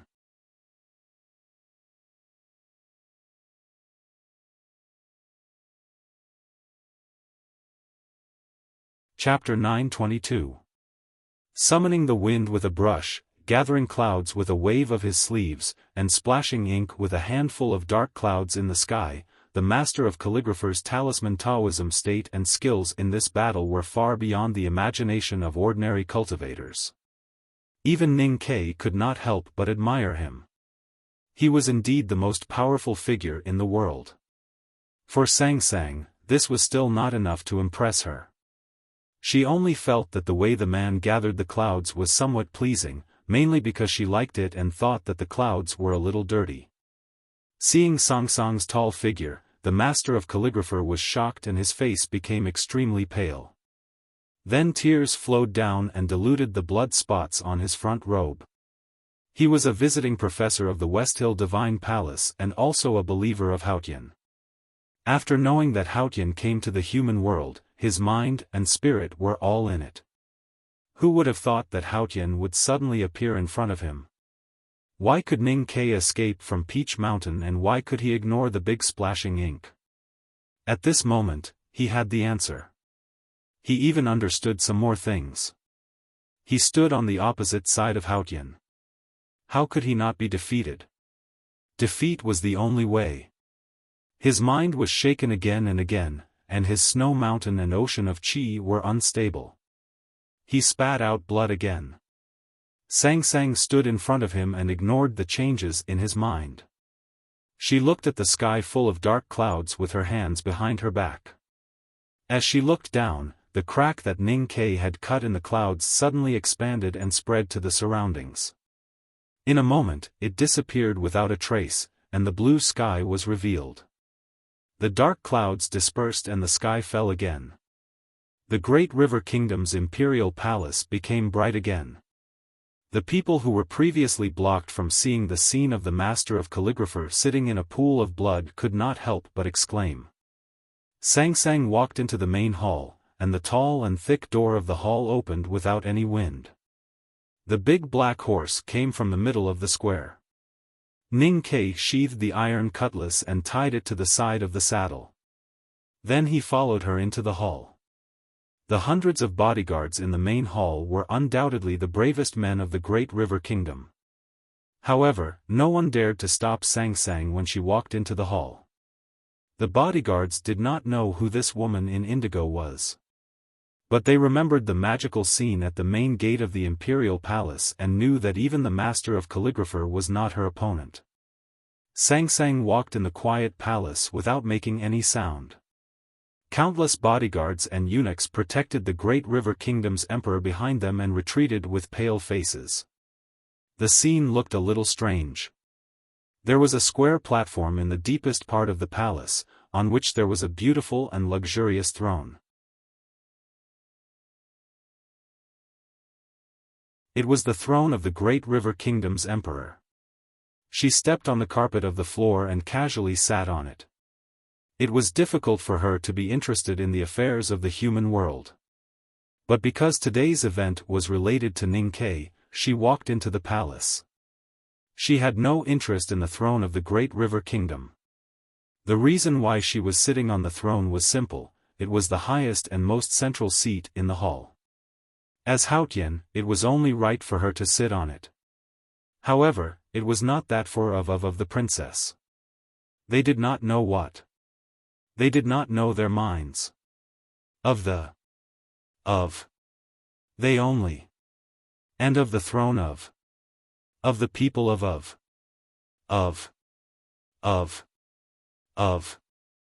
this was treason, the greatest insult to the Great River Kingdom's ruler and people. It was something that could not be forgiven. However, the faces of the people in the palace were pale, and they still did not dare to do anything. They seemed to be in great pain. Ning Ke led the big black horse to the bottom of the carriage. He looked up at her and asked, "Why are you sitting there?" Sang Sang waved her sleeves. Flowers bloomed in the carriage. She said calmly, "I like it." Ning Ke was helpless. He looked at the crowd and asked, "May I ask who is the monarch?" The king of the Great River Kingdom was after all. He separated the eunuchs and bodyguards in front of him. He looked at Ning Ke and said, "Mr. 13, what are you trying to do by breaking into the palace?" Ning Ke looked at the monarch and said, "Monarch, you worry too much. I just have something to ask of you." The king of the Great River Kingdom looked at him like a wild cat playing with a mouse. He smiled sadly and said, "Are you going to kill me regardless of the friendship between the two countries?" Ning Ke shook his head and said, "Monarch, you worry too much." The king of the Great River Kingdom looked pale. He looked at the woman in the carriage and said sadly, "You even took my throne. Do you want me to pretend that nothing happened?" Sang Sang felt that Ning Ke was extremely hypocritical. They had already beaten and bullied each other in the palace, but now he was too embarrassed to speak. She had seen all the flowers and trees in the palace and found what she wanted. She did not want to waste any more time. She looked at the monarch and said, "Cancel the engagement." The monarch and the people of the Great River Kingdom were not surprised by this answer. Ning Ke broke into the palace and hurt people despite the friendship between the Tang Empire and the Great River Kingdom for generations. But they did not understand who the woman in the carriage was and why she helped Ning Ke to do this. It seemed that her words were more effective than Ning Ke's. In the face of an unimaginable gap in strength, courage did not make much sense. However, canceling an engagement was one of the two most humiliating things for a man. Ning Ke could endure one, but it did not mean that other men could endure the other like him. Moreover, that man was the monarch of a country. The king of the Great River Kingdom said, "If I cancel the engagement, how can I win the trust of the people of the Great River Kingdom?" Sang Sang felt that this problem was very simple. Humans often thought of problems too complicated. She was a little impatient and said, "Since the engagement says that she will marry the monarch, you can just refuse." The monarch of the Great River Kingdom was stunned. He thought that the monarch was not an official position. How could he refuse? Sang Sang looked at him and said, "Die or abdicate. You choose one of the two ways." For the monarch, there was no difference between death and abdication. Naturally, he could not accept it. His face suddenly became abnormally pale, but his eyes began to show a resolute expression. If they could not change the ending no matter how they resisted, some people might choose not to resist and silently accept it. But the Tangs and the people of the Great River Kingdom would think that since that was the case, why not resist? With the change of the monarch's expression, the guards in the palace gradually became silent. They held the hilts of their swords and began to prepare for the final death by fighting. At this moment, there was a hurried sound of horse hooves outside the palace, followed by a flurry of shouting. A dusty soldier rode straight to the front of the palace and fell to the ground, unable to get up again. The cavalry of the West Hill Divine Palace is marching south. The vanguard has crossed the great river and entered Guanbei Commandery. There was a sudden dead silence in the palace. The courage and fighting spirit that the monarch of the Great River Kingdom and the guards had just gained suddenly disappeared. This was because the cavalry of the West Hill Divine Palace had arrived. The Great River Kingdom and the Tang Empire had been on good terms for generations. Naturally, they could not be too close to the West Hill Divine Palace. Moreover, they had a deep hatred with the Yueluan Kingdom of the South Jin Kingdom. The reason why they could live in peace over the years was that they had been very respectful to the West Hill Divine Palace. The most important reason was of course the prestige of the Tang Empire. The cavalry of the West Hill Divine Palace had already passed the Great River Kingdom. What did they want to do? What did they want to do? For the Great River Kingdom, the West Hill Divine Palace was definitely not a power that they could fight against. In the past, the Divine Hall would still respect or fear the Master of Calligrapher. But now that the Master of Calligrapher was severely injured and could not fight again, who would fight against the cavalry? If it was in the past, the Great River Kingdom would still have a way out.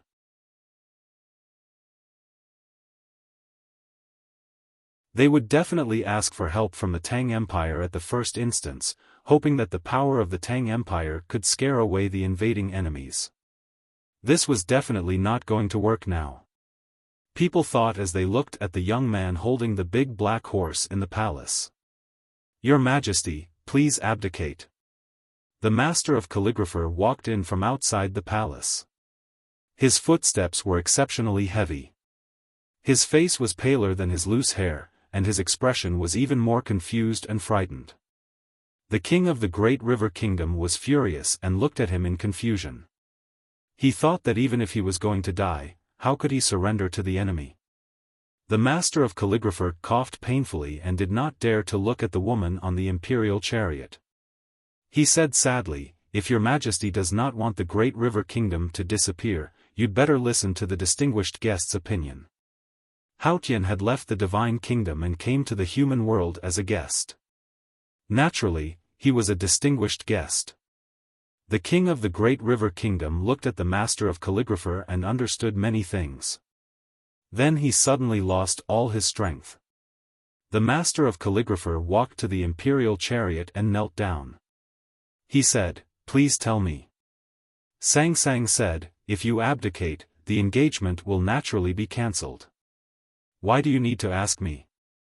The Master of Calligrapher said in a trembling voice, "Who will take over the throne?" Sang Sang was silent for a moment and realized that this was indeed a problem.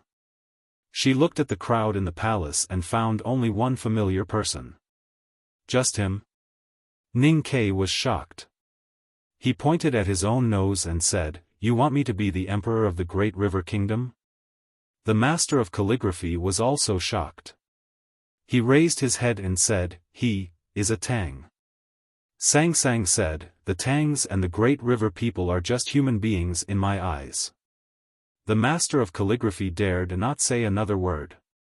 The people in the hall were shocked speechless. Sang Sang left the imperial carriage and walked out of the hall.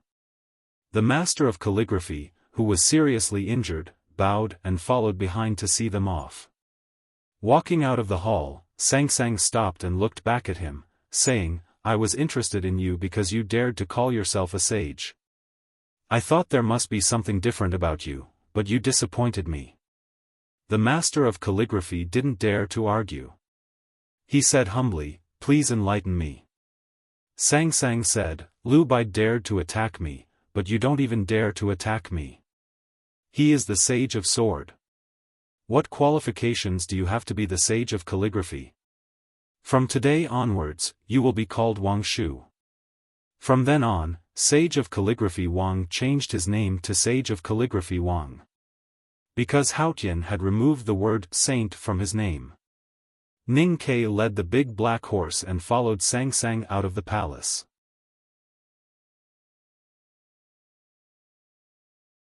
The big black horse carried a huge package on its back. Judging from the faint fragrance, it should be something like cosmetics. There were many flowers and trees in the palace. Walking through the flowers, their clothes were stained with the fragrance of flowers. He looked at Sang Sang's back and thought about what had happened before. He couldn't help laughing. The master of calligraphy has a real name. Sage of calligraphy is an honorific title. If you think he doesn't deserve to be called a sage, just say so. It's ridiculous that you want him to change his name to Wang Shu. Sang Sang stopped and didn't turn around. Her voice was a little indifferent. "You said that you are in charge of everything. I think this sentence is even more ridiculous." Ning Ke felt a little uneasy and his body became a little stiff. He forced a smile and explained, "I have to save some face in front of outsiders. In fact, you don't know that I can take care of some small things." Sang Sang said, "But I think you take care of a lot of things." Ning Ke walked behind her and said, "They are all small things. They are all small things." Sang Sang turned around and looked at him. She asked, "Then what are the big things and what are the small things?" Ning Ke said, "You are Haotian. In your eyes, aren't the things in the human world all small things?" Sang Sang thought about it. She felt that what he said was reasonable, but also seemed to be unreasonable. Try to finish the next chapter before 12:30. To be continued. If you like this work, please come to Chidian.com to vote for me. Your support is my greatest motivation.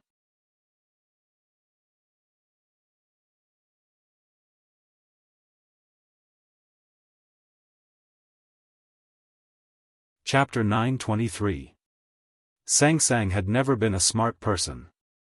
Even though she had become Haotian, she still seemed a little slow in some aspects. That was because the heavenly calculation, which could calculate everything in the world, was best at mathematical inference. When faced with the trivial things in life, it was a little difficult for her to connect. But it didn't mean that she was really slow. As long as she was willing to put her mind on these things, she could find the abominable truth from Ning Ke's words with just a little deduction. Of course, Ning Ke was very clear about this. Before she could react, he continued, "You want me to be the emperor of the Great River Kingdom, which is even more ridiculous." Sang Sang said, "How is it ridiculous?" Ning Ke said, "It's unrealistic. Even if the Great River Kingdom doesn't dare to oppose your will under the pressure of the West Hill Divine Palace, we have to go back to Chang'an." Sang Sang said expressionlessly, "When did I say I want to go to Chang'an?" Ning Ke sighed in his heart and said, "But we can't always stay in the Great River Kingdom." Sang Sang said, "If you don't want to be the emperor, you can give it to someone else when you leave." Ning Ke thought for a while and said, "It's feasible to deal with it this way. The position of the emperor of a country would lead to many bloody conflicts in the secular world." But for Sang Sang and Ning Ke, it was like a toy that came and went at will. Ning Ke said that for Sang Sang, the things in the human world were trivial. From this point of view, there was indeed nothing wrong with it. Walking out of the palace, the flower trees gradually faded away. The lonely flower tree in the corner of the imperial city wall became a little more conspicuous. Sang Sang looked at it and said, "I just don't want to see that tree cut off." Ning Ke knew that she was explaining why she helped him in the battle and broke the master of calligraphy's big splash ink. He thought that even if she became Haotian, she was still so stubborn and thin-skinned. He couldn't help but smile. He didn't want to go deeper into this issue. It was not good to force Sang Sang to say that she cared about him. Instead, it might make her angry. So he naturally changed the topic. On the way, I saw you put a cloud on a branch and thought it was amazing.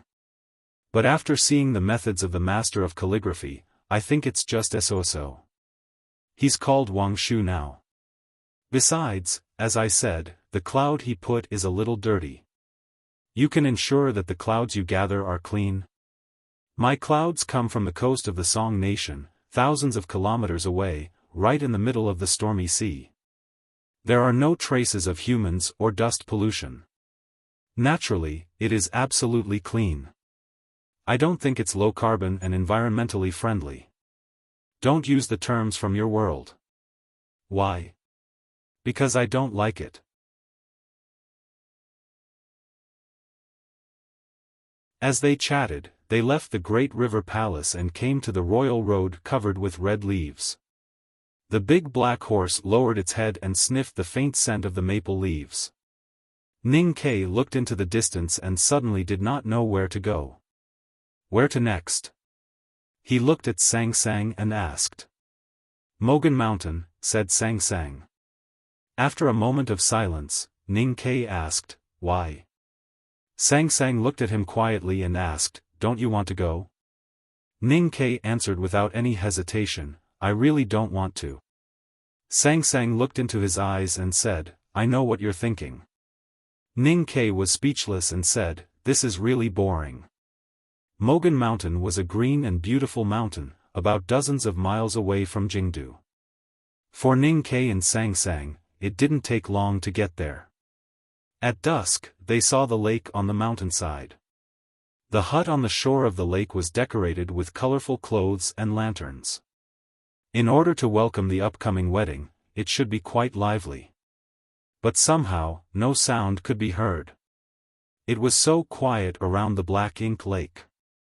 The young lotuses floating in the lake looked at the direction of the hut and seemed a little surprised. Ning Kei and Sang Sang walked to the shore of the lake. They didn't see any guests or disciples of Black Ink Garden along the way. He couldn't help but feel a little strange. When he came to the door of the hut, he pushed the door and entered. Several bright sword lights greeted him. The sword style was sharp and decisive. It was the famous wind chopping of Black Ink Garden. Facing these sharp sword lights, Ning Kei's expression didn't change. He said, it's me. The sword lights suddenly converged and 3 slender swords stopped in front of his eyebrows. When the women holding the swords saw him, they looked surprised and shouted. Ning Kei! Mr. 13! Mr. Ning! Not only the 3 women holding the swords, but at least a dozen disciples of Black Ink Garden in the hut also recognized him and shouted in surprise. Because of habit, they all called him differently. Ning Kei and the female disciples of Black Ink Garden were very familiar with each other when they traveled together in the wilderness. Although they had not seen each other for a long time, their friendship had not faded. Ning Kei walked into the hut with a smile and saw Mo Shanshan. She was still wearing the white cotton dress, standing next to a fine yellow horse with a bag tied to the horse's back. It seemed that she was preparing for a long journey. She didn't look like she was going to get married at all. Looking at her, Ning Kei felt a little complicated and didn't know what to say. The big black horse he was leading was much more direct. Looking at the former hostess, it opened its thick lips, showed its white teeth, and neighed happily at her. Since the master of calligrapher was going to marry their hill master to the monarch, the disciples of Black Ink Garden had been a little worried.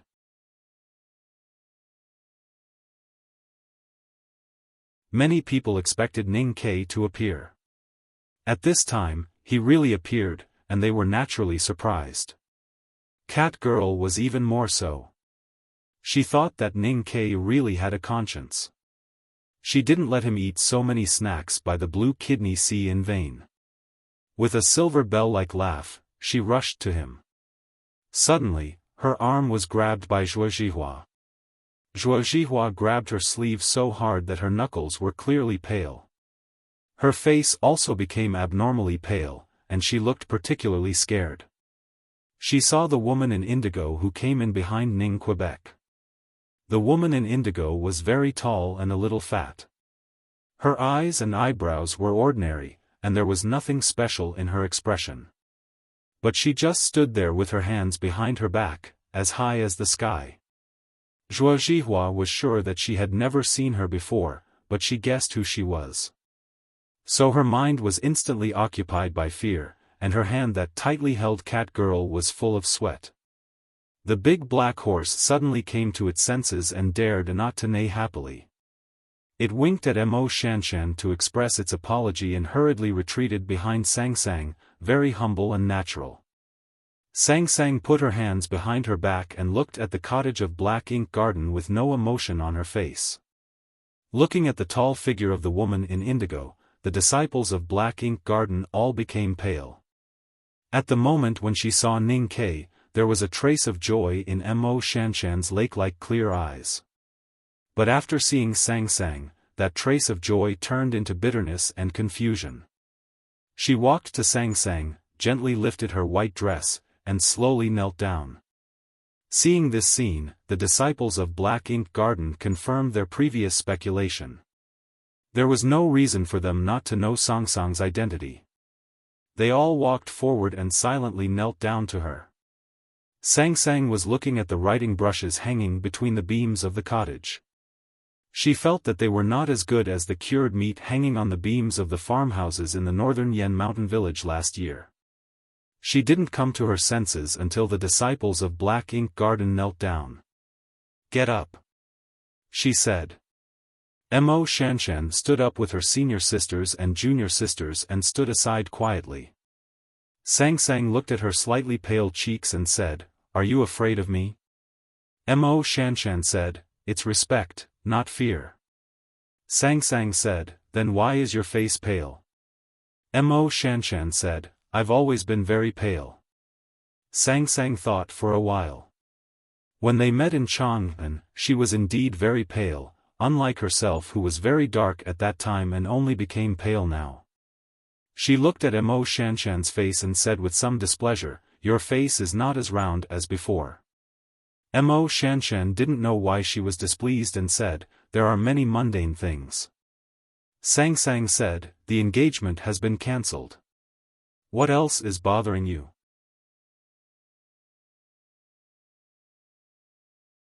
Hearing this, the disciples of Black Ink Garden were surprised at first and then a little confused. Because they couldn't understand why Sang Sang would say this. Mo Shanshan looked at her eyes quietly and felt a little grateful, but she didn't say anything. She was the calligraphy addict, the youngest divine talisman master in the world, and the sworn sister of Mr. First of the Academy. The thing that she couldn't solve was naturally love. Sang Sang suddenly said, "It seems that you are really not afraid of me." Mo Shanshan still didn't say anything. She was a believer of Haotian, but she had the courage to stand in front of Haotian and calmly look at her without retreating. But that didn't mean that she would be rude to Haotian. She knew that Haotian would definitely understand her thoughts. What was love in the world? It was something that made people live and die for it. If one didn't even care about life and death, what was there to be afraid of?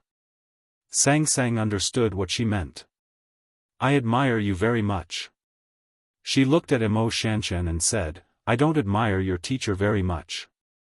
No one understood the meaning of this sentence, only Ning Ke vaguely understood something. Sang Sang said, "Human beings who dare to compete with me are always more interesting, such as the headmaster of academy, Crazy Ku, Lu Bai, and you. Although you don't have the strength of those three, you are not inferior to them in courage. I actually don't understand the source of this courage. If competing with Haotian was against heaven, then Mo Shanshan was against heaven. From the point of view of human beings, he is indeed good to me, so I wanted to grant him immortality, but he refused. If he wants to continue to suffer in the human world, then let him be. Your affairs have nothing to do with me." Sang Sang said, I am Haotian, and you are a human being. Our positions are different, so we naturally care about different things. Your courage should fall on him, not on me. Mo Shanshan looked at the tips of her shoes sticking out of her cotton dress and remained silent. Ning Ke, who had been forgotten for a long time, finally couldn't help but say helplessly, shouldn't you ask for my opinion on this matter first? Your opinion has never been important. Sang Sang said expressionlessly and walked out of the cottage with her hands behind her back. In the twilight, the ink lake seemed to be burning. The tender green lotus was like a fairy in the fire, looking very beautiful. She sat down by the lake and quietly looked at the world in the lake. Just a moment ago, she seemed as high as the sky. At this moment, she seemed so lonely. My heart is breaking. My dear Sang Sang. To be continued. If you like this work, please come to Chidian. Come to vote for me. Your support is my greatest motivation.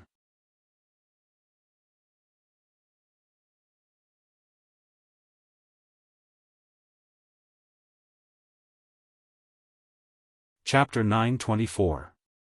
Ning Ke and Mo Shanshan sat on the stone chairs in front of the hut facing the lake in the twilight. The big black horse was eating grass not far away. Of course, it would not really swallow the grass into its stomach. It was just eating to kill time. Ning Ke told her what happened in the capital city.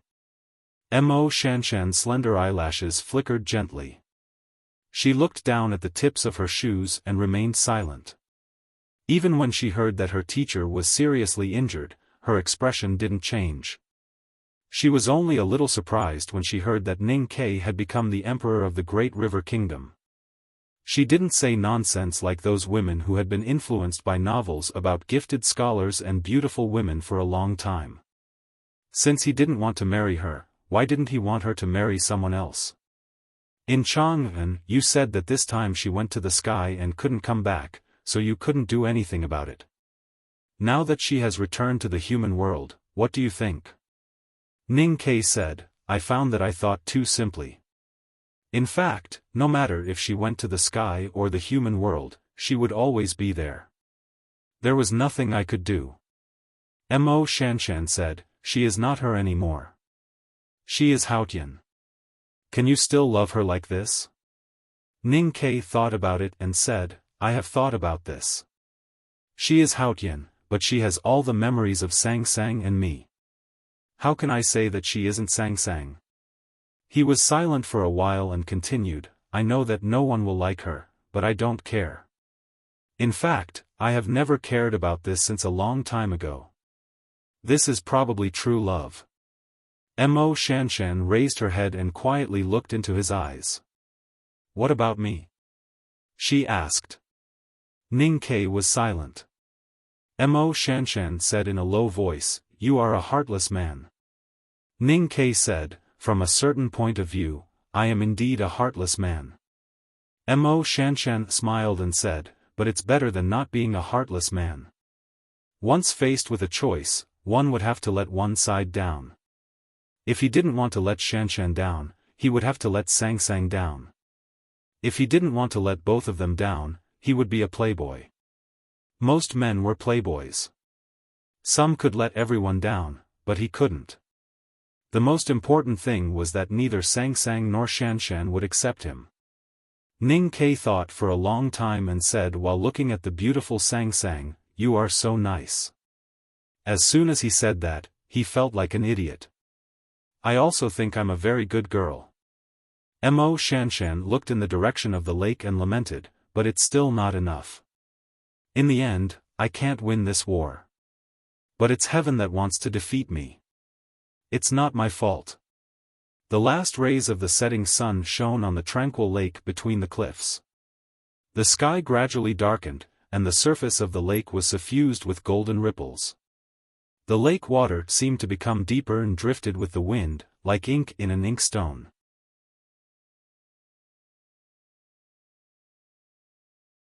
Sang Sang sat by the lake. Although her figure seemed a little lonely, it was still as high as the sky. Mo Shanshan looked in that direction and was silent for a long time. Then, as if she was afraid of the cold, she put her legs back on the chair and hugged her knees tightly. She asked, "Do you still like me?" Ning Kai thought for a while and answered honestly, "Yes." She said, "But you still don't like it enough." The not enough referred to herself, and the not enough referred to him. What should Ning Kai say? She hugged her knees and said sadly, "You still like her more." The skirt on her knees was wet from her tears. In the eyes of the world, she was a quiet and gentle woman who didn't care about worldly affairs and was obsessed with Fu books. She knew how to live, had no vulgar charm, and was sensible and upright. As she said before, she was the best. Who would have thought that she would cry for a man? This was the first time that Ning Kai saw her cry. He was very flustered and didn't know what to do or say. In the end, he said, "Can you be happier if you kill me?" He was not joking at this time. He was telling the truth. Some things were too heavy for him to repay. What should he do? He subconsciously offered the most important thing in his life with both hands, which was life and death. People only have one life. If you give it to me, what about her?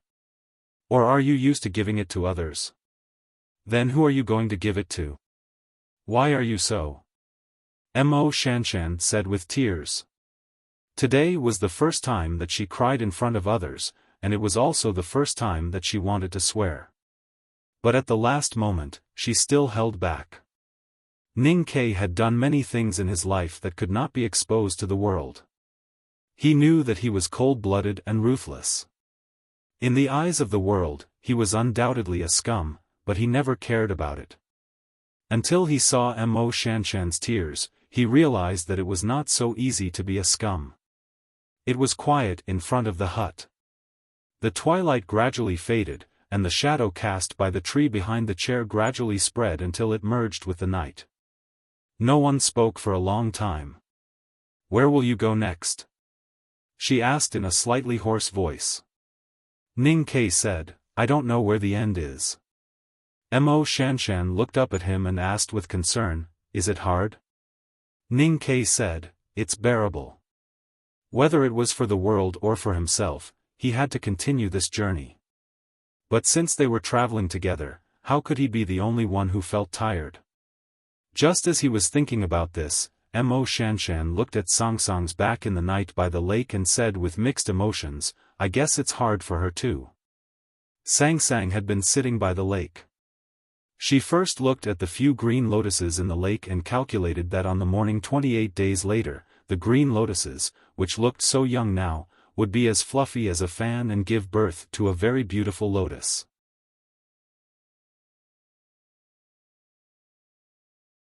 Then she looked at the lake and calculated that in 3,744 years, the underground river at the foot of Mogan Mountain would be connected to the belly of the mountain. At that time, the rippling lake would disappear without a trace. Cat Girl walked over timidly and offered a cup of tea with both hands. She looked very nervous and wanted to leave, but Sangsang asked her to stay and talk with her. Sangsang liked little girls because she used to be a little girl. But Cat Girl did not know that talking with Haotian was too stressful for her. Gossip should be said casually. If the other party was too nervous, it would be difficult to continue. Sangsang frowned slightly and felt a little bored, so she waved her hand to let her go. Sangsang continued to look at the lake, trying to figure out whether the lake would disappear in advance because of the landslide 600 years later. But she found it a little messy, and suddenly thought of Yanming Lake in Chang'an. She looked at the green lotuses in the lake and thought of those lotus flowers in Yanming Lake. It doesn't matter. I just have a deep impression of those lotus flowers because I planted them myself. Sangsang said quietly, but she knew it was just an excuse. Night fell, and she looked up at the stars. The stars were extremely complicated in the eyes of humans, but in her eyes, they were actually very simple numbers, much simpler than things in the human world.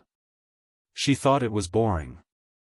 Human beings always like to make things complicated, because only in this way would they find it interesting and meaningful to live. The stars in the night sky quietly looked at the earth.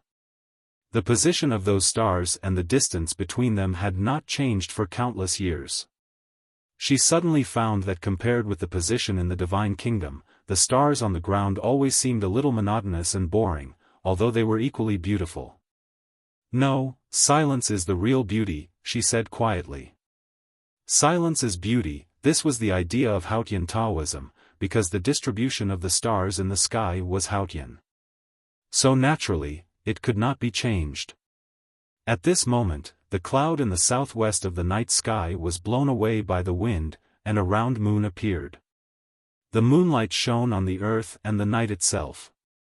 The starlight that seemed to be stagnant suddenly became lively, and the whole world became lively. Sang Sang narrowed her eyes, which were like willow leaves, and looked very bright. But her eyes were a little confused. Haotian came to the human world, which sounded like a god coming to the world. In fact, when the rules left the objective field of rules and came to the human world, it was like a baby coming to a new world. Newborn babies relied on their instincts to survive, and only through learning could they grow up.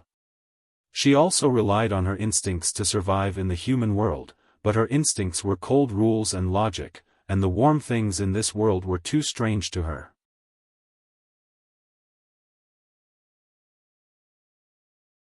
She was very clumsy in learning.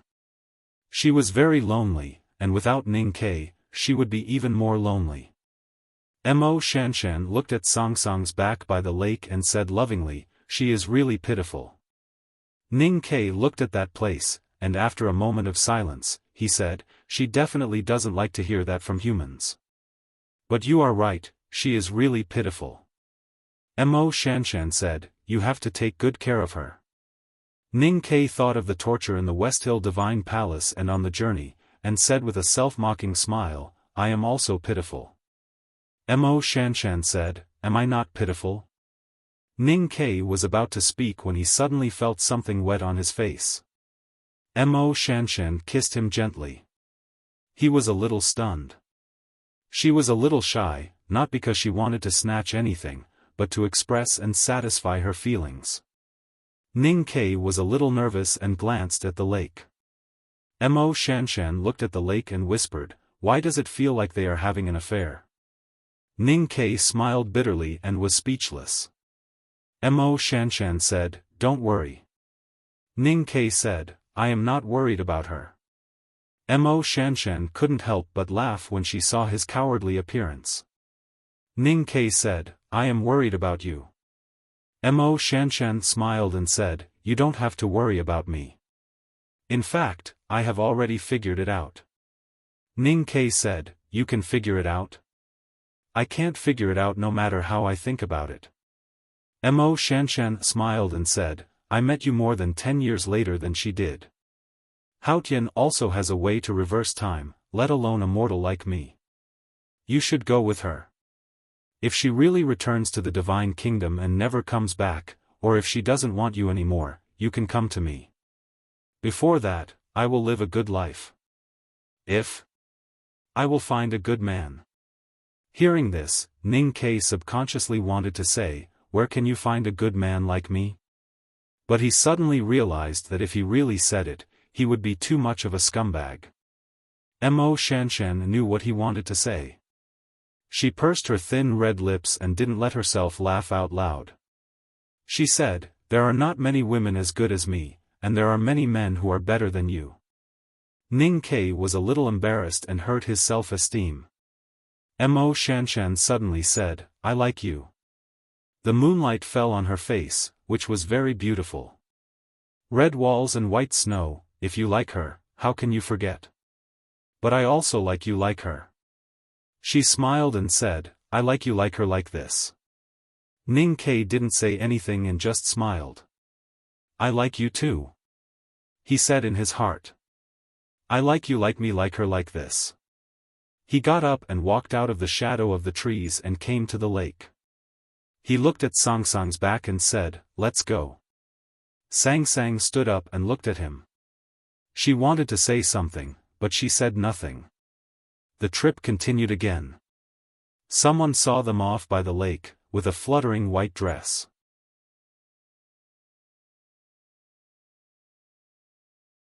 The first year of the Tang Empire, the 3450 year of Daji of West Hill, the 14th year of Chongsheng of Great River.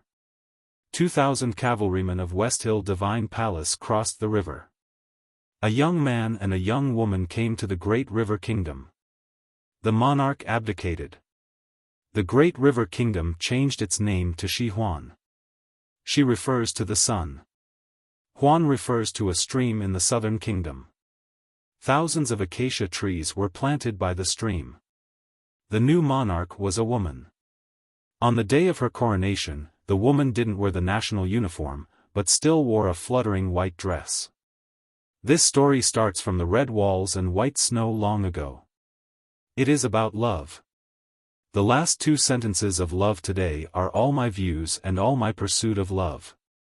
As for the specifics, I will give everyone a detailed report and explain my understanding in a later chapter, or in the epilogue after I finish writing Jia.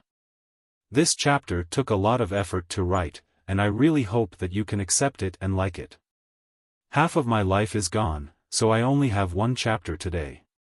After finishing, I found that I couldn't find any suitable words to name the chapter, so I had to leave it untitled. Tomorrow I will write 2 chapters. To be continued.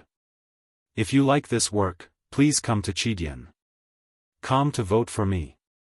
Your support is my biggest motivation.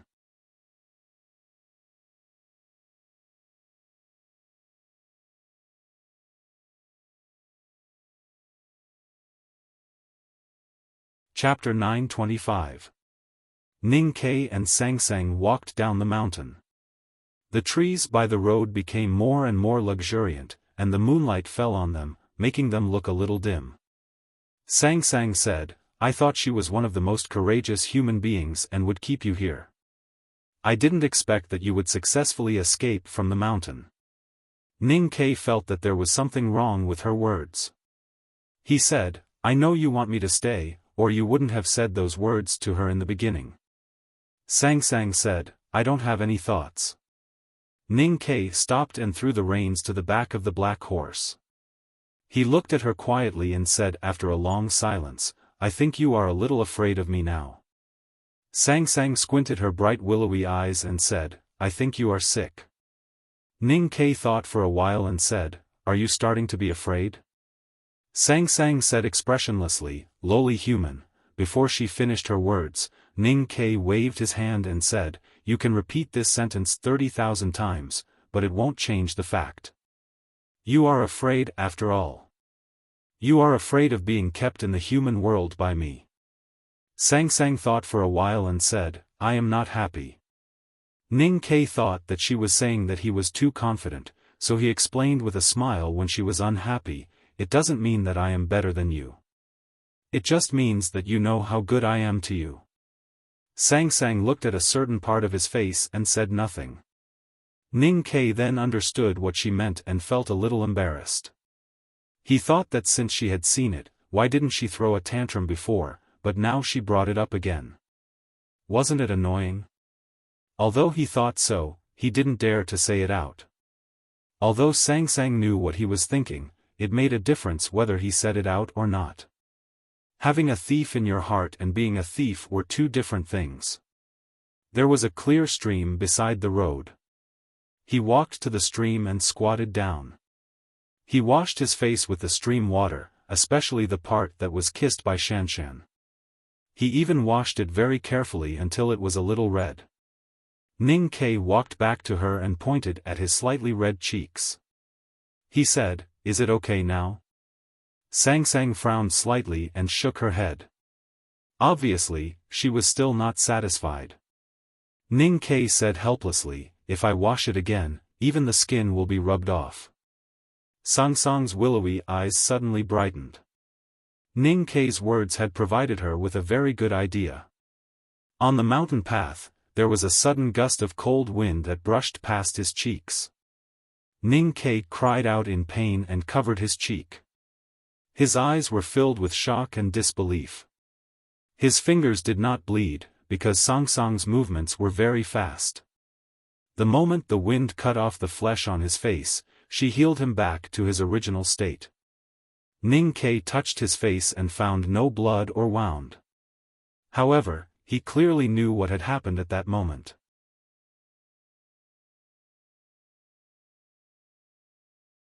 The pain and fear were still in his heart. "You crazy woman!" He couldn't stand it anymore and shouted at Sang Sang, "You vicious woman! I am your man. It's not like you roasted the meat stick." Sang Sang did not have any intuitive knowledge about pain. She could only analyze the data calmly. She had thought that Ning Ke should have gotten used to it after being cut into pieces so many times in the Divine Hall of Light and the U prison. She did not expect him to react so violently at this time. She could not help but feel puzzled. She did not understand that this kind of thing was very humiliating to a man. The most important thing was that it easily reminded Ning Ke of the greatest humiliation that he still maintained until today. The most important thing was that in the West Hill Divine Palace, they were enemies who shared life and death, but now their relationship had subtly changed. That was why Ning Ke was so angry. Although Sang Sang did not understand the change, she could feel that Ning Ke was really angry. After a moment of silence, she said, "I will tell you in advance in the future." She told him in advance before cutting his flesh so that he could be mentally prepared. If others heard this, they would inevitably feel that she was ridiculing Ning Quebec. Ning Ke knew that she was not ridiculing him. For Haotian, it was a rare kindness to tell him before doing something. It even vaguely represented some kind of apology. Haotian would not apologize to humans. Even if she felt that it was inappropriate, she would not say it. Ning Ke comforted himself in this way. He felt very comforted, but then he felt that he was really cheap. "Forget it. Don't do it again," he said. Sang Sang ignored him and walked down the mountain with her hands clasped behind her back. The big black horse glanced at Ning Ke with disdain, and then followed up with a jolt. Ning Ke felt very bored. He quickened his pace and walked behind her. He said earnestly, "This kind of thing is not interesting. Besides, you cut my flesh and have to make it grow again.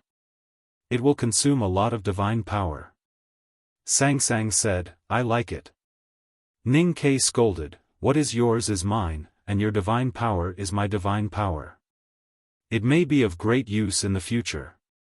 How can you waste it like this? What a spendthrift woman."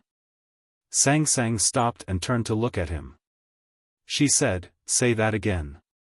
When Ning Ke heard this, he suddenly felt that she was very much like those barbarians in Chang and who would start a fight at the slightest disagreement.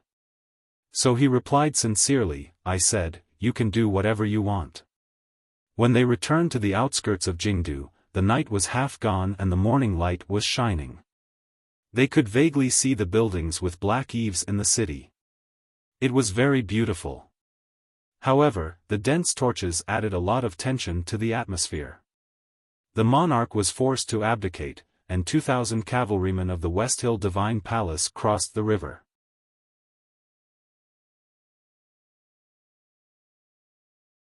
Tonight, the Great River Kingdom was facing unprecedented turbulence.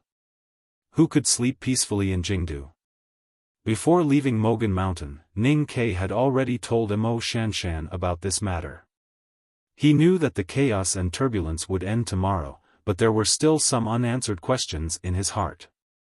The position of the monarch of the Great River Kingdom has been taken over by Shanshan. You should have known this beforehand. So I don't understand why you wanted me to be the monarch in the palace. What's the point of letting me take over? Some things are meaningless, but they are interesting. For some reason, Sang Sang liked to mention the words meaning and meaning recently. It felt like she was mocking the Academy's principles of life. For example? He asked. Sang Sang said, second brother Wu and his woman, who lived next door, had a conversation. Ning Ke shook his head and said, they quarrel every day. How can I remember everything they said? Sang Sang said, the woman said that second brother Wu could not marry a concubine, unless he could become the emperor. Ning Ke thought of this matter and was speechless. He looked at her and said, just because of this, you want me to be the monarch of the great river kingdom, even if it's only for one night? Sang Sang said, monarch for one night, and also once a monarch. Ning Ke was very helpless and said, Haotian is indeed a busybody. Sang Sang ignored his mockery and said, you said that I owe a lot of people in the world, so I can't cut them off because they can't be repaid. You mentioned this couple. Ning Ke said, are you repaying the debt? Sang Sang said, yes, second brother Wu's debt should be repaid. Ning Ke said, but won't you feel sorry for Aunt Wu? Sang Sang thought about it and found it reasonable. She said, I'll find a way to repay her later. Ning Ke said, how? You want to give her immortality? Be careful, she will be scared to death when she hears this. Immortality. I really don't know what you are thinking about. Sang Sang was not angry and said, what I am thinking, of course a lowly human like you doesn't know. Ning Ke was very angry and said, see, every time you say you can't win, you say this. Can't you say something new? Sang Sang said calmly, you lowly human. Ning Ke could not do anything to her, so he walked toward the east, looking a little unhappy. Sang Sang walked behind him and asked, why are you unhappy? Ning Ke did not look back and said, you took the throne of the great river kingdom, just to let second brother Wu marry a concubine. You also owe me a lot. Why don't you find a way for me to marry more? Sang Sang said, because I don't want to, so don't even think about it. He and Sang Sang chatted all the way, getting farther and farther away from the capital. As time passed, the morning light gradually became brighter, and the bright red sun finally jumped out of the ground. There were early vendors by the road.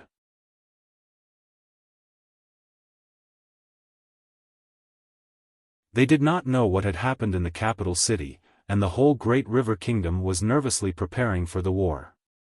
As usual, they were boiling water and preparing to cook noodles. Sang Sang stopped by the stall and said, a bowl of noodles. Ning Ke walked back and added, 2 bowls. Then he looked at the rising sun in the east and said with emotion, it really looks like a salted duck egg yolk. The noodle stall owner was also an interesting person, so he said, there is no salted duck egg, but there is fried egg. Ning Ke was slightly stunned when he heard fried egg. Sang Sang said, 1 for each bowl. Under the warm morning light and the rising sun, the two squatted under the willow tree by the road and began to eat fried egg noodles. Ning Ke had been hungry for a long time, so he ate very carelessly, like running water. Sang Sang did not make any sound while eating, but her speed was not any slower than Ning Ke's. There was no expression on her face, but Ning Ke knew that she was very happy. Since leaving the West Hill Divine Palace, Sang Sang would occasionally smile, but most of the time she was still emotionless. He had long learned to judge her mood from other aspects, such as the speed at which she ate, the speed at which she ate the noodles, and the way she looked at the cotton candy. Ning Ke finished the noodles in his bowl, but the fried egg was still there. Since he was very young, he had been used to eating noodles first, then fried egg. This was because he had been through too many hard times. He picked up the fried egg in the bowl, but did not put it into his mouth. Instead, he put it into her bowl. Sang Sang glanced at him, did not thank him, and did not say anything, but ate it directly. Since she was very young, she had been used to him giving her the delicious food first. The big black horse stood at the side and lowered its head to chew the flowers in the morning light. It sucked the dew off and spat out the flower dregs. It looked very carefree and had the temperament of an immortal. In fact, it was in a bad mood because it had no noodles to eat, and it had not eaten the yellow fruit for a few days. What annoyed it most was that Ning Ke and Sang Sang seemed to have forgotten its existence. It thought bitterly, you can show off your love, but you will be annoyed one day. There was a saying that a prophecy could become a prophecy, which described the big black horse's jinx. After leaving the capital city, they walked along the official road for more than half a day. Suddenly, smoke and dust filled the sky in the distance, and the earth began to shake uneasily. Countless cavalrymen in black armor broke through the smoke with an imposing manner. 2,000 cavalrymen of the Divine Halls from the distant West Hill crossed the river to the south, broke through the Guanbei commandery, and finally arrived. Looking at these dusty cavalrymen of the Divine Halls, Ning Ke frowned slightly and felt a little annoyed.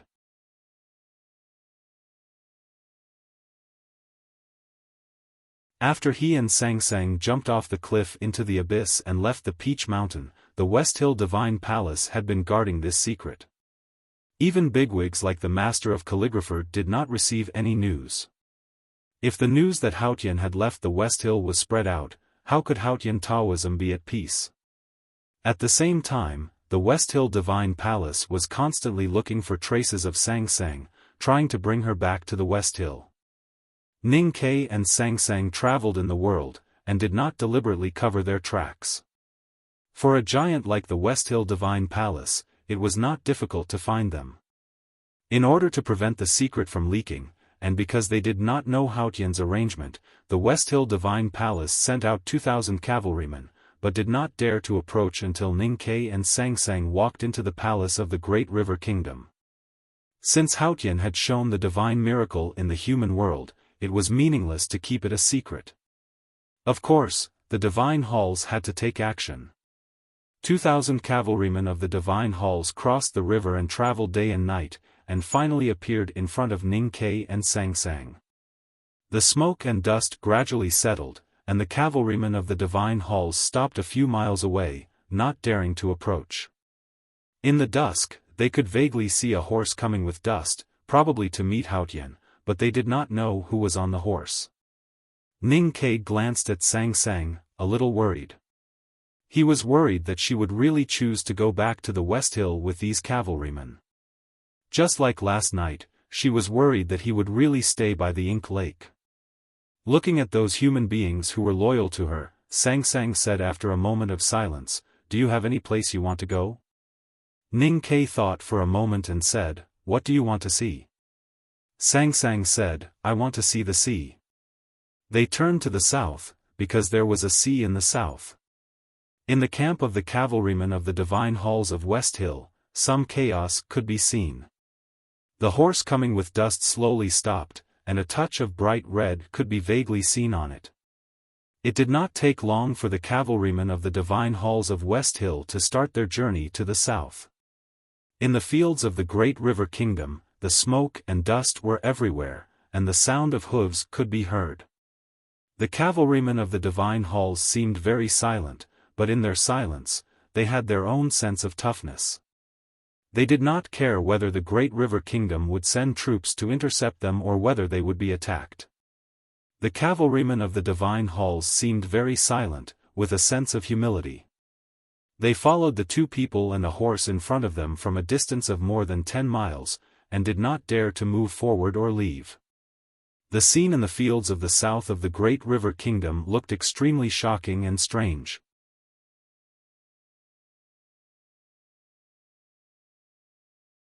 Countless smoke and dust followed the tall figure in the sunset. Where would it go? Ning Ke and Sang Sang came to the seaside. The sea in the south was not as violent as the sea in the Kingdom of Song, but seemed very calm. The wind on the sea was very gentle, but it was different in the sky. The clouds hanging in the blue sky were rolled into various shapes, and there were light waves on the sea, with various kinds of blue. The big black horse rushed into the blue sea, neighing happily. Ning Ke and Sang Sang walked to the beach and looked at the sea quietly. There was wind and rain on the sea. Everyone, this chapter of 4,000 words was written in an hour. Of course, it took me a lot of time to revise it, but it is still the fastest speed in my life. I want to tell you the good news. It seems that writing the plot I like is really the best thing. There is another chapter of 2,000 words, and it may be updated very late, because I haven't eaten yet. Just now the cat vomited behind me. It seems that it is very dissatisfied with my complacency and looks down on me. To be continued. If you like this work, please come to Chidian.com to vote for me. Your support is my greatest motivation.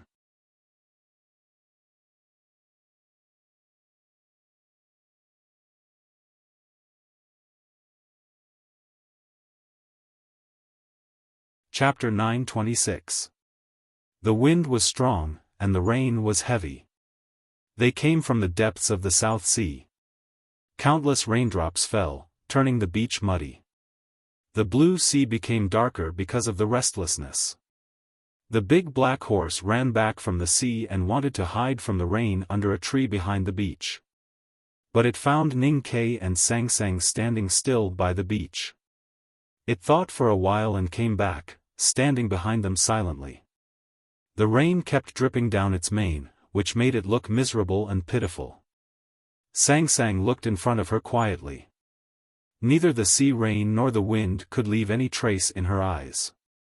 The violent nature seemed to have no rules, but in fact, there were rules everywhere. There were rules in the sea, in the wind, and in the sea. She stood between the sky and the sea, but there were rules everywhere. She did not know where the destination of this journey was. Ning Kai brought her to the human world to let her experience and deepen the bond between her and the human world. She chose to leave the Peach Mountain with him, not only to prove that heaven's way could not be violated, but also to find a way to leave the human world. She chose to come to the great river to experience the deepest love that kept her in the human world. But it was not enough. It was not enough for Ning Kai to keep her, and it was not enough for her to find a way to leave the human world. She was a little emotional, so there was a storm by the beach. She unconsciously showed her heaven's way to Ning Kai, but he chose not to see it. The beach was washed by the storm, and there were many small mudslides. The remains of some sea creatures buried under the sand, and the glass beads buried by the urchins, were all exposed. Ning Kai squatted down and picked up a beautiful shell from the sand. Then the storm stopped. I think I am the sea. She wanted to see the sea, so she came to the beach and said, the sea has no shape. The waves will be how the wind blows. This was the first time she talked about herself to Ning Quebec. She talked about herself as Haotian. Ning Kai understood what she meant, and his mood became a little complicated. For Haotian Taoism believers, Haotian was the only indescribable and inexplicable dominator, the only true God that ruled the world. But he knew it was wrong.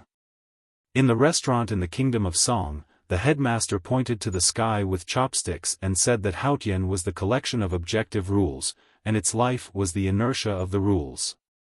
So when did the objective rules of the world start to have life? If Haotian was an objective will, then who had awakened it in the beginning? This was undoubtedly the most difficult question in the world to answer. Even the most knowledgeable theology instructor of the Westhill Divine Palace could not and dared not answer it. The Academy had analyzed this, but there was no conclusion.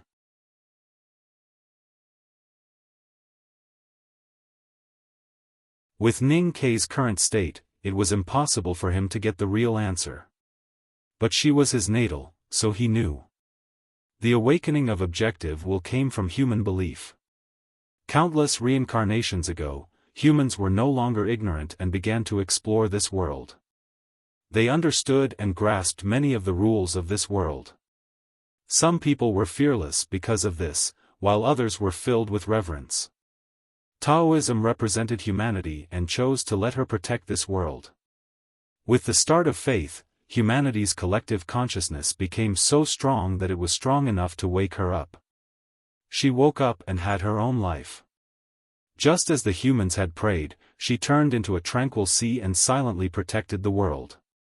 Humans were afraid of the world at the bottom of the sea and on the other side of the sea, so they chose you to protect them. Ning Kai threw the shell in his hand into the sea and looked into the depths of the sea. He said, when human curiosity or the desire for freedom exceeded their fear, they wanted to build ships and even swim with their bare hands. They wanted to swim across this sea and see what was at the bottom of the sea and on the other side. Sangsang was silent. Her existence was not her own choice, but the choice of humans. If she wanted to change this world and break the shackles of rules, what would happen to her? Ning Kai turned around and looked at her quietly. Then he held her in his arms. Sangsang was expressionless and let him hold her. Ning Kai said, "I suddenly have a place I want to show you." She asked, "Where?" Ning Kai said, "You have been there. After seeing the sea, let's go to the mountain, the Hua Mountain." The two people and a horse left the seaside and walked eastward along the sea. The cavalrymen of the West Hill Divine Palace gathered in the fields about 10 miles away from the South Sea. After a while, the cavalrymen started their journey again. They were covered with dust and walked slowly. The Hua Mountain was not far from the sea and it was very early in spring. When Ning Kai and Sangsang arrived at the small town in front of the Hua Mountain, there were many new leaves on the branches beside the road.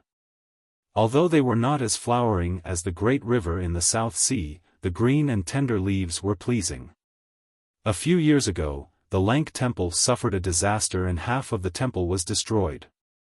Although it had been renovated, the project was too big and it could not be restored in a short time. The Yulon Hungry Ghost Festival had not been held for a long time. The town, which used to prosper because of tourists, was now deserted.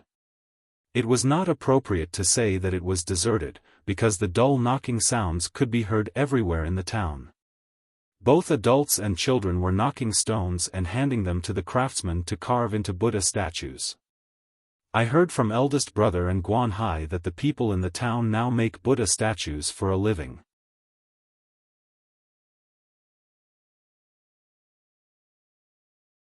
After the Buddha statue on the mountain collapsed, there were stones all over the mountain and valley, so we don't have to worry about raw materials. Ning Kai said to Sangsang and then led the big black horse to the front yard of the Lank Temple. The front yard of the old temple, where countless stories had happened, was especially quiet now. The reception monk in front of the temple was shocked when he heard Ning Kai's identity and hurriedly rang the welcoming bell. It was raining when they entered the Lank Temple. The rain in early spring was often called the happy rain.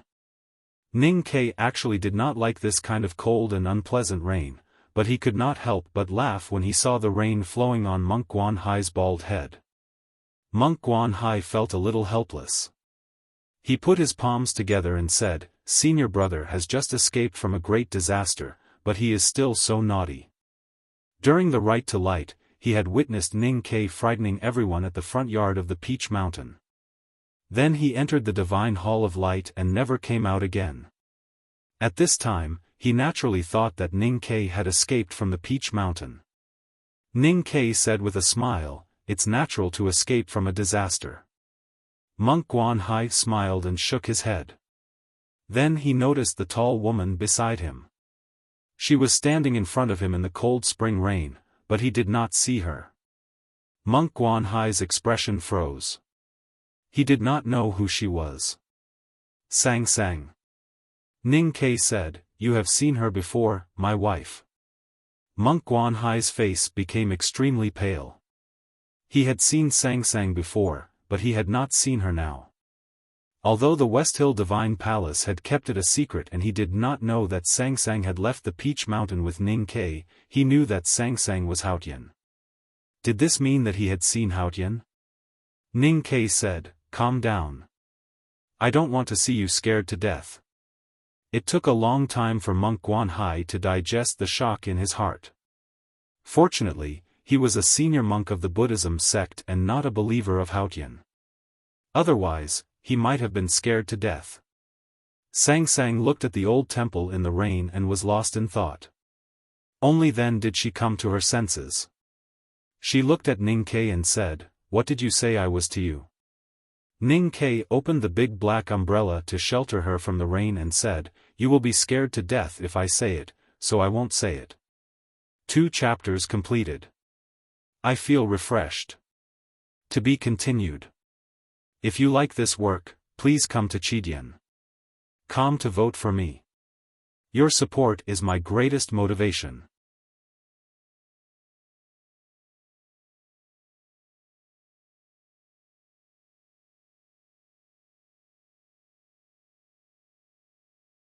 Chapter 927. The air in the old temple was very fresh in the spring rain.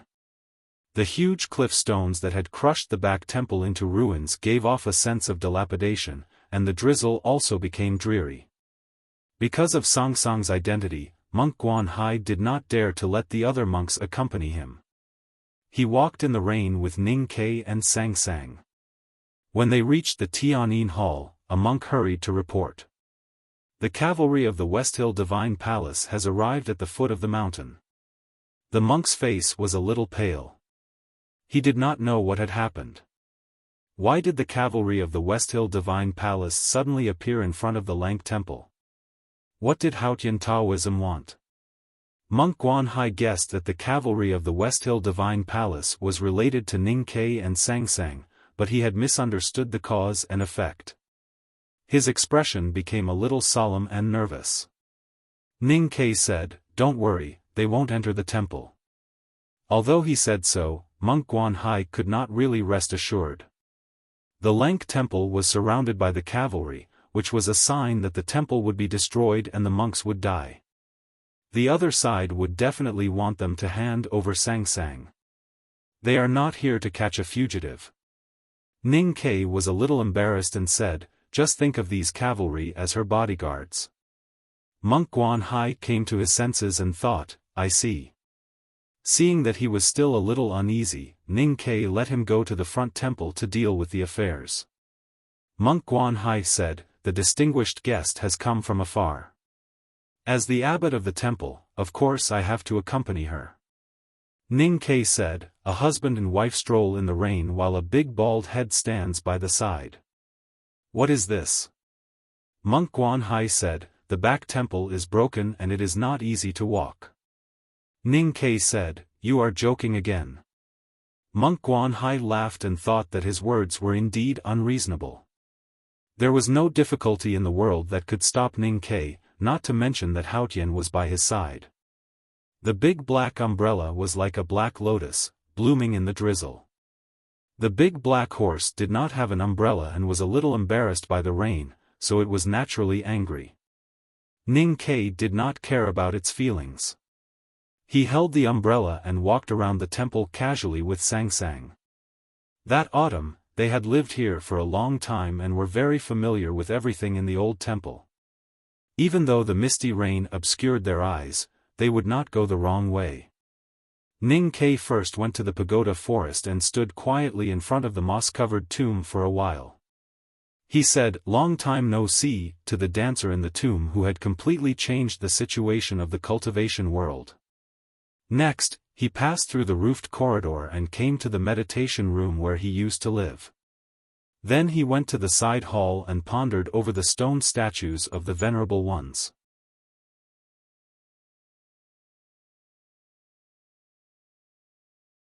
Finally, he walked toward the ruined halls in the back of the temple.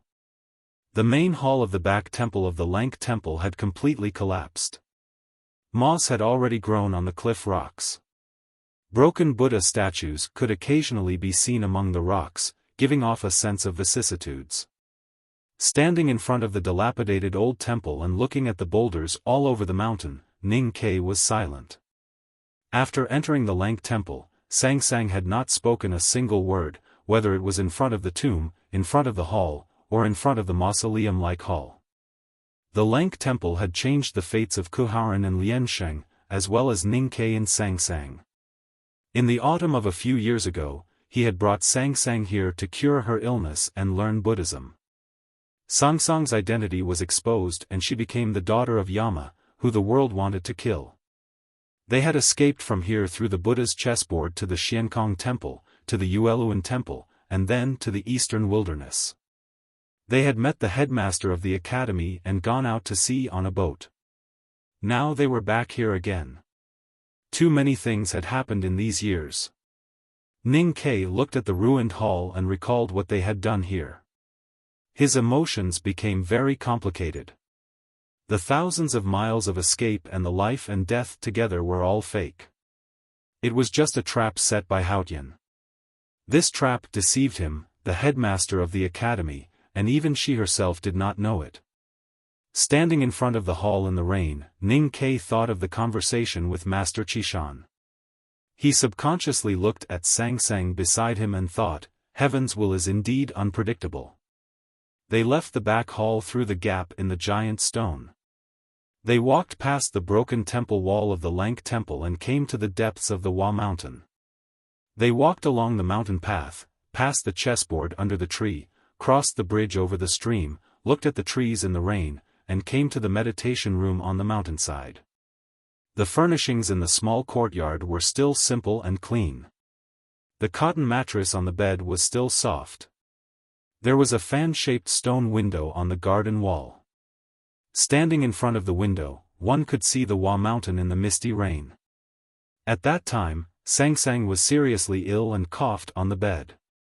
She said many things to him and told him many of her last words.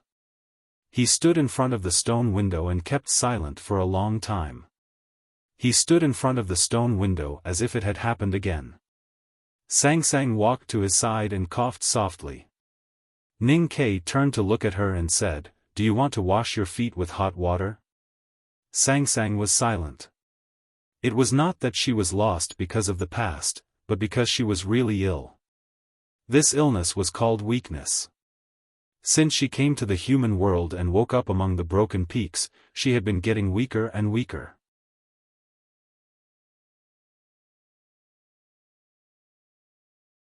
Her body became heavier and her divine power became less and less. This was the human world full of the red dust, not the cold and objective divine kingdom.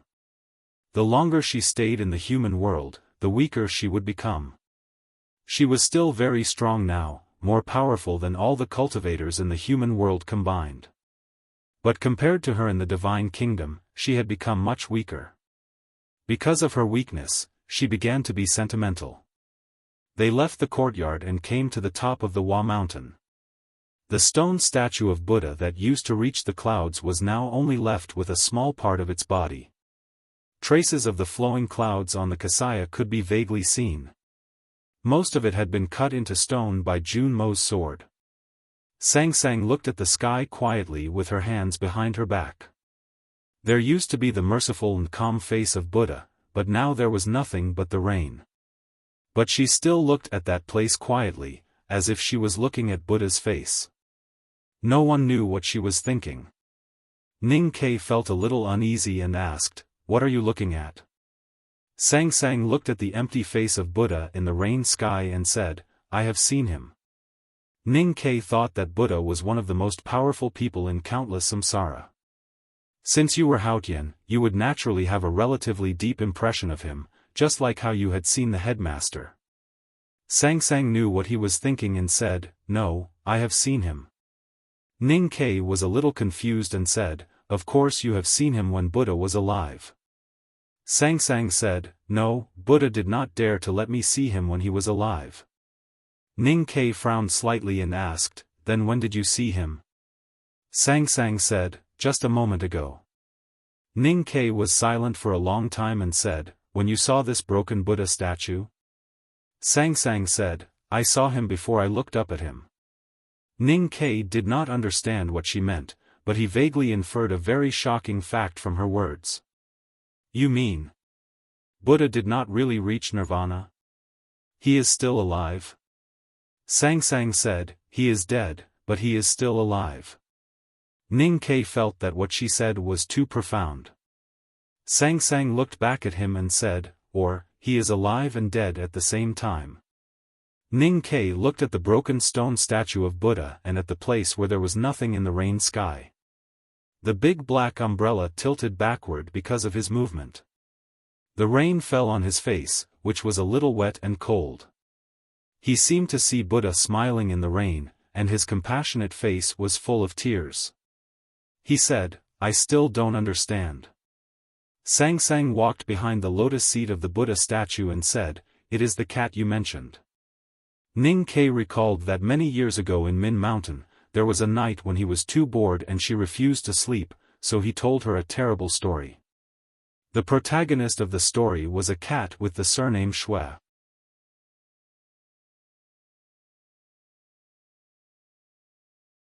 For him, the living and dead cat was just a little puzzling, but for a 3-year-old girl, it was natural that she felt it was very scary.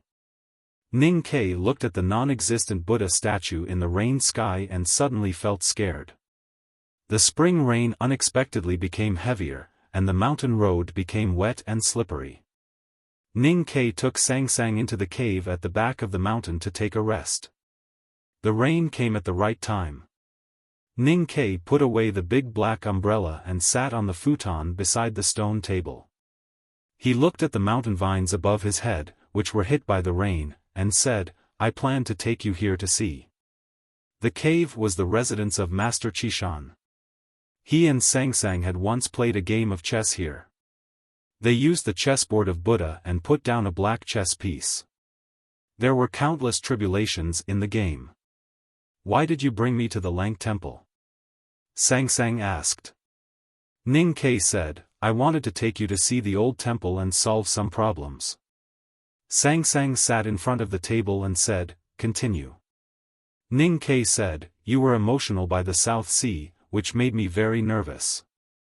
I can't imagine how you would deal with the situation if you were disappointed and angry with the whole human race." Sang Sang said, "When human beings need me, they worship me like a god. When they don't need me, they abandon me like grass. If you were in my position, how would you react?" "I don't know. After all, I am not Haotian. I have not experienced the countless years of incense in the human world. Naturally, I can't understand the anger of being betrayed." Ning Ke said, "What I want to tell you is that human beings are not as cold and heartless as you think. You still have countless devout believers in the world." Sang Sang said, "That's because believing in me is good for those human beings." Ning Ke said, "Not all human beings only think from the perspective of interests. We are also affected by many other things. We are not born evil. We always have a kind heart to ourselves and the world we live in. I brought you to the Lang Temple because I want you to see that kindness." Sang Sang said, "What kind of kindness do you want me to see?" Ning Ke said, "Master Xiaofan is the simplest and cleanest kindness of human beings. Master Xiaofan was the most respected Vedanta of the Buddhism sect. He used his lifetime cultivation to exchange for the safety of the people in the torrential flood. He once took Lotus in and also wanted to cure Sang Sang. In terms of morality, the master was the most impeccable person. For Ning Ke and Sang Sang back then, he was a kind teacher, whether it was in Buddhism or other aspects." Sang Sang agreed with Ning Ke's view, but she did not agree with him. Xiaofan is good, but the starting point of his kindness is still the interests of human beings. Whether it is taking Lotus in or using the Buddha's chessboard to help the daughter of Yama escape from the world, it is all the same.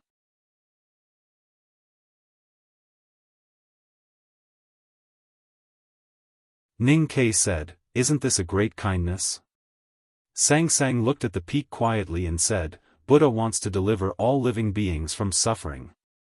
All Buddhist disciples are diligent in their cultivation. But I am not among all living beings. How can Buddhism save me? This is a good story." Again, although I may not have written it very well, in my heart, Jiang Yi should be over 80 now. The next chapter will be later, around midnight. To be continued. If you like this work, please come to Chidian.com to vote for me. Your support is my greatest motivation. You're tuning into the Xiaofan's Wuxia Tales YouTube channel. Don't forget to subscribe and join us on this journey to catch the most captivating stories.